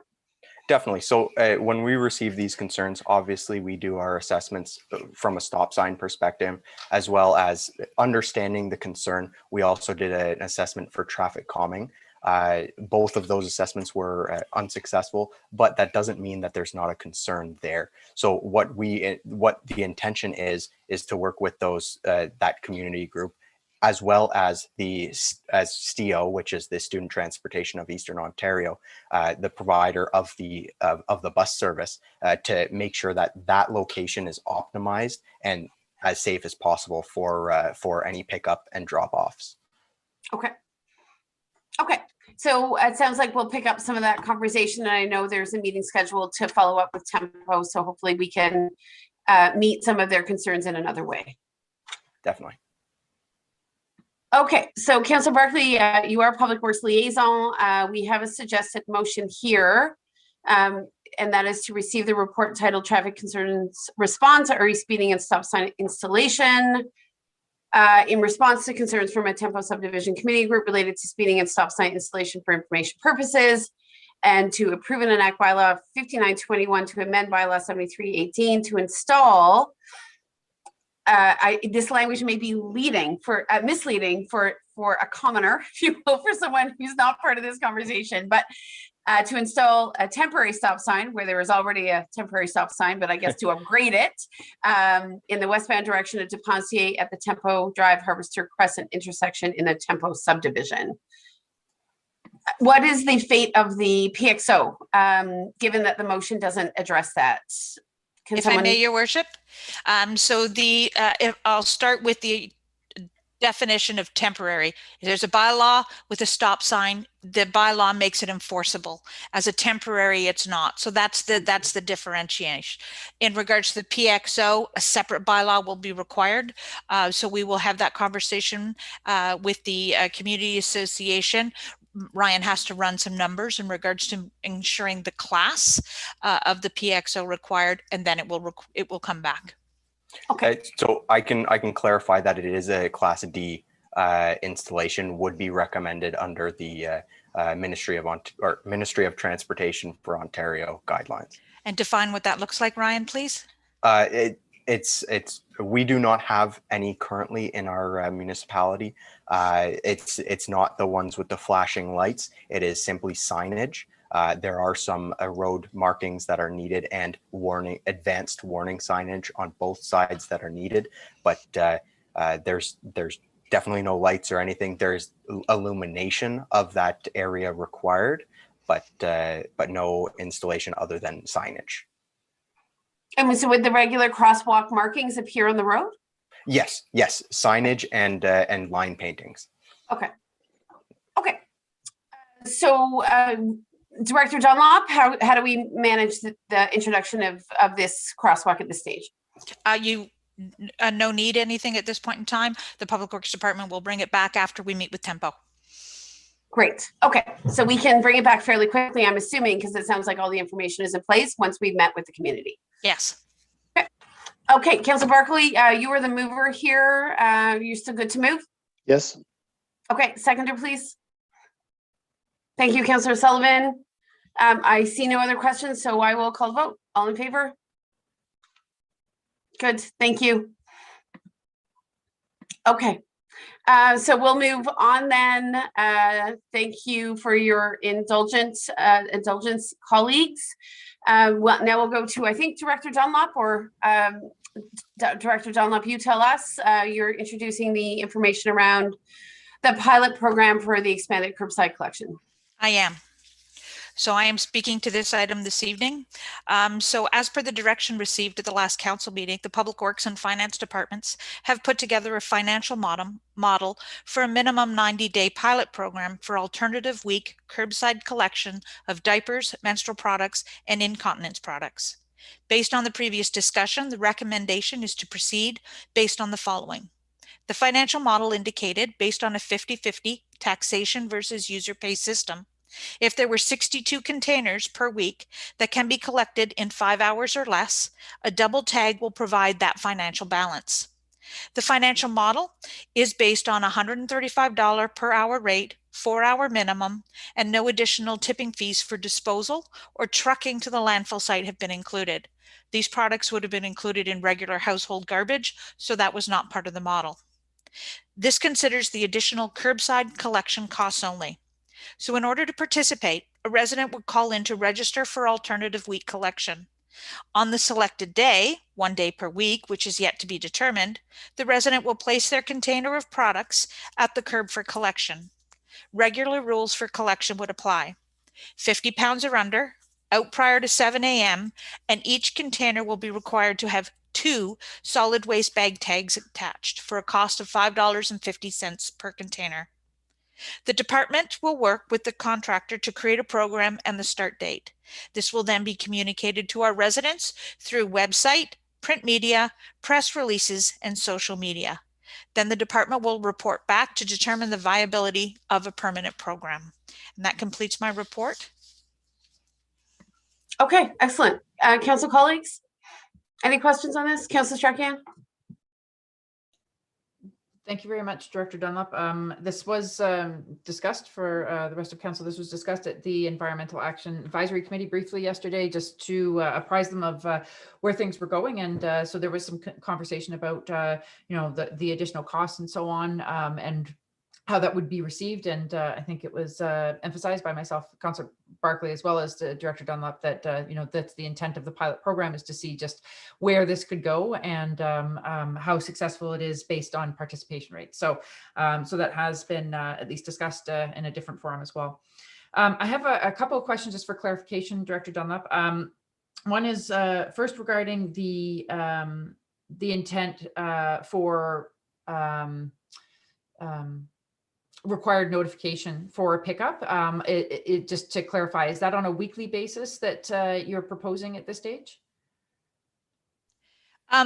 We have not worked out those specific details. Do you call, the idea is I would want to make it as user-friendly as possible. So is it a monthly call to get on for the month? Is it, I will have something out for the every week on the alternative weeks for the 90 days. That's something we have to work out. We don't want to have someone, I forgot to call, so I can't get in. So we want to get those numbers and participation numbers up as much as possible. So we'll make it as user-friendly as possible, because we can't be driving every road, of course, on that alternative day. Right. Yeah. You'll have to have some way of knowing where you're going before the day. Exactly. Of. Absolutely. Yes. Yes.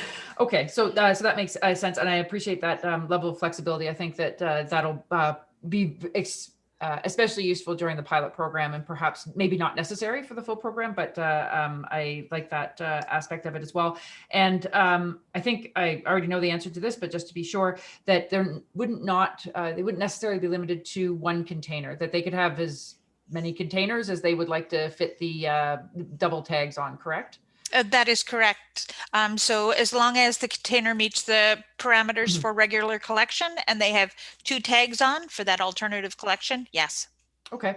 And the last part is just a comment of feedback that I've received from a variety of different sources, and where the conversation has also gone on social media, is that there's some anticipation of this program to be able to see exactly how it's going to play out and what the options are. So I think as soon as we can get this ball rolling, I think there's going to be some uptake from the start, and definitely some interest in participating in this, and a recognition that there will be an additional cost, but that it's needed for certain members of our certain residents in our community. So thank you very much for initiating this pilot program and getting it off the ground. So thank you. Okay, and believe it or not, as I shared with council, we have had a couple of residents with the hot weather reaching out and wondering and inquiring about a weekly program. So I do think the summer months will certainly bring people out of the woodwork who may appreciate the program, not just seasonally in the hottest months, but throughout the year. But that's the point of the pilot. Council colleagues, any other questions on this one? Council Barkley, go ahead. Yeah, thank you, Director Dunlop. I appreciate the time and effort that went into pulling this proposal together. And certainly I've had a lot of residents who are very much in favor of this. And so it'll be incumbent on them to try and spread the word as well, besides our outreach and communication plan. That magic number of 62 participants is key for me, that the tax funding is only 50% of the program. And as you've laid out in your report, if we reach 196, then it's almost entirely user paid. My question is, when a minimum of 3 months, I'm certain the people that are going to take advantage of this would like to see it continue. When will we make a decision about going beyond just a pilot program and adopting it permanently? When will we, at the end of the 3 months or a month earlier? Or we will, if I may, Your Worship, it depends how successful the program is. If we have, after 60 days, no one participating, but we might have total the opposite. As Councillor Strakian identified, that there's a certain percentage of the population, 800 and some odd, under the age of 4. So the original thought process that we would not have a lot of participants from the department standpoint versus council saying that we will. So we will see within that first 90 days whether or not we extend it for that additional 2 months and get additional numbers, or if we would suspend it at that time. So we will come back to council at that time based on the numbers. Okay, thank you. Okay, good to know. So obviously, I will, I think we all as council members look forward to sharing the information on how people can register for the program, because that will be the real test, is them knowing about it and them and seeing if they'll opt into it. Councillor Strakian and Councillor Barkley, can I ask you to move in seconds? Good. All right. Any other comments? Seeing none, I'll call the question then. All in favor? Thank you. And thank you, Director Dunlop, for moving very quickly on that. We appreciate it. Okay, so that I think takes us through the Public Works agenda.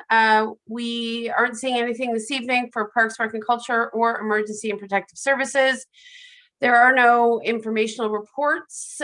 Certainly we dealt with the Old Town Campbell BIA and the consent agenda in regards to correspondence.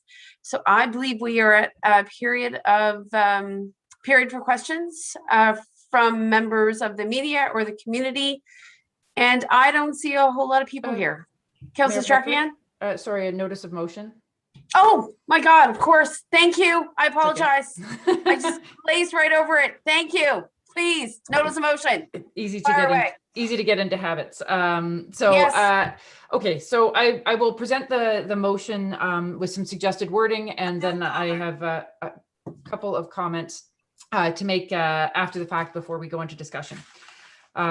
So the notice of motion, as I'm presenting it right now, is that council direct staff to report back to council concerning the appropriate wording of an Indigenous land acknowledgement, ensuring that such acknowledgement is drafted for council's consideration after consultation with relevant Indigenous and related organizations. This is proposed wording to initiate the discussion regarding a formal land acknowledgement that council could have drafted and consider with the appropriate consultation. The timing of this conversation and this note of motion is obviously linked to some of the news in the media, the very unfortunate news regarding the discovery of the 215 children buried at the former residential school in Kamloops, BC. However, it is something that has been on the agenda for council for quite some time, and without making excuses, as time has slipped away from us in order to have a meaningful discussion about this. So with the understanding that council is interested in opening this up for a more public conversation, I am presenting this because it is long overdue that we are able to discuss this in a meaningful way. The wording of this notice of motion also recognizes that council and staff are not the authorities of what should be said or how it should be presented, and that a statement should be drafted in a way that acknowledges local land, local Indigenous populations, and that there's an appropriate level of engagement that takes place prior to making any suggestions for what we should be putting forward at the beginning of council meetings in any sort of land and people acknowledgement. And so with that, I think it will take some time to make sure that the conversations that are had are done in a very meaningful way. And so we want to make sure that this is done right and as best we can. And so with that, I just pass this back over to you, Madam Mayor, to lead the rest of this conversation, should it be required at this stage, and any proposed changing to the wording of this note of motion. I'm open to that conversation as well. Thank you. Yes, Mr. Dyke, go ahead. Thank you. Just from a procedural matter, Your Worship, and to council, there is no discussion on a notice of motion. It's simply a notice of a motion that will come forward at the next council meeting, at which point staff will take its direction from council at that point. So as presented by Councillor Strachan, that is the completion of the business on the notice of motion for tonight. Thank you very much, Mr. Dyke. First time I've done a notice of motion, so that's very good to understand the procedure. I appreciate it. Thank you. Thank you. And thank you, Councillor Strachan. I was very cognizant of your notice of motion, but with the time neglected to go to that section. So appreciate your efforts. I know it's been very deliberate, and I think we have been waiting patiently as a council to tackle this. So this will certainly provide some momentum. So what I understand is that the motion will come back at our next council meeting, at which time there can be discussion on the language and the effort and the timing. And we have now given notice. I guess Councillor Strachan has given notice to council and to staff to be prepared for that. Okay. All right. Thank you, Councillor Strachan.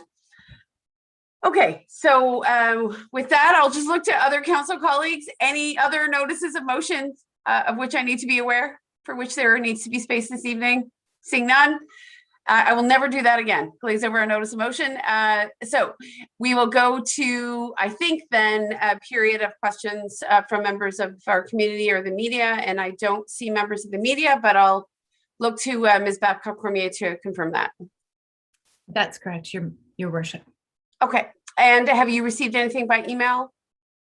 I have not, No. Your Worship. Okay. So then I do see Ms. Wilson and Kojiko TV, so I will just go to members of the public. Any question from the remaining members of the public? Don't see anyone moving in that direction.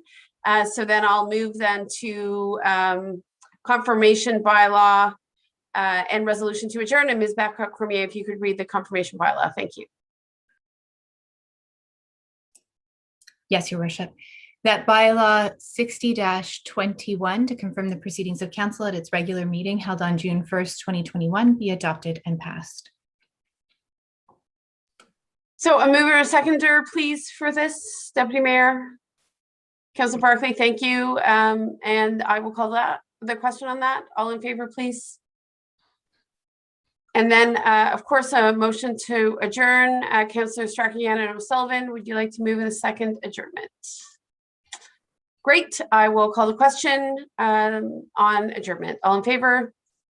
Adjourning at 9:03. Thank you again. A substantive and varied discussion this evening. Appreciate everyone's efforts. Thank you. Have a good night. Before you go to bed, guys. Participation. Get your steps in. Good night. I have to go for another walk. Yeah, twice around the block, everybody. Go for it. Bye. Bye.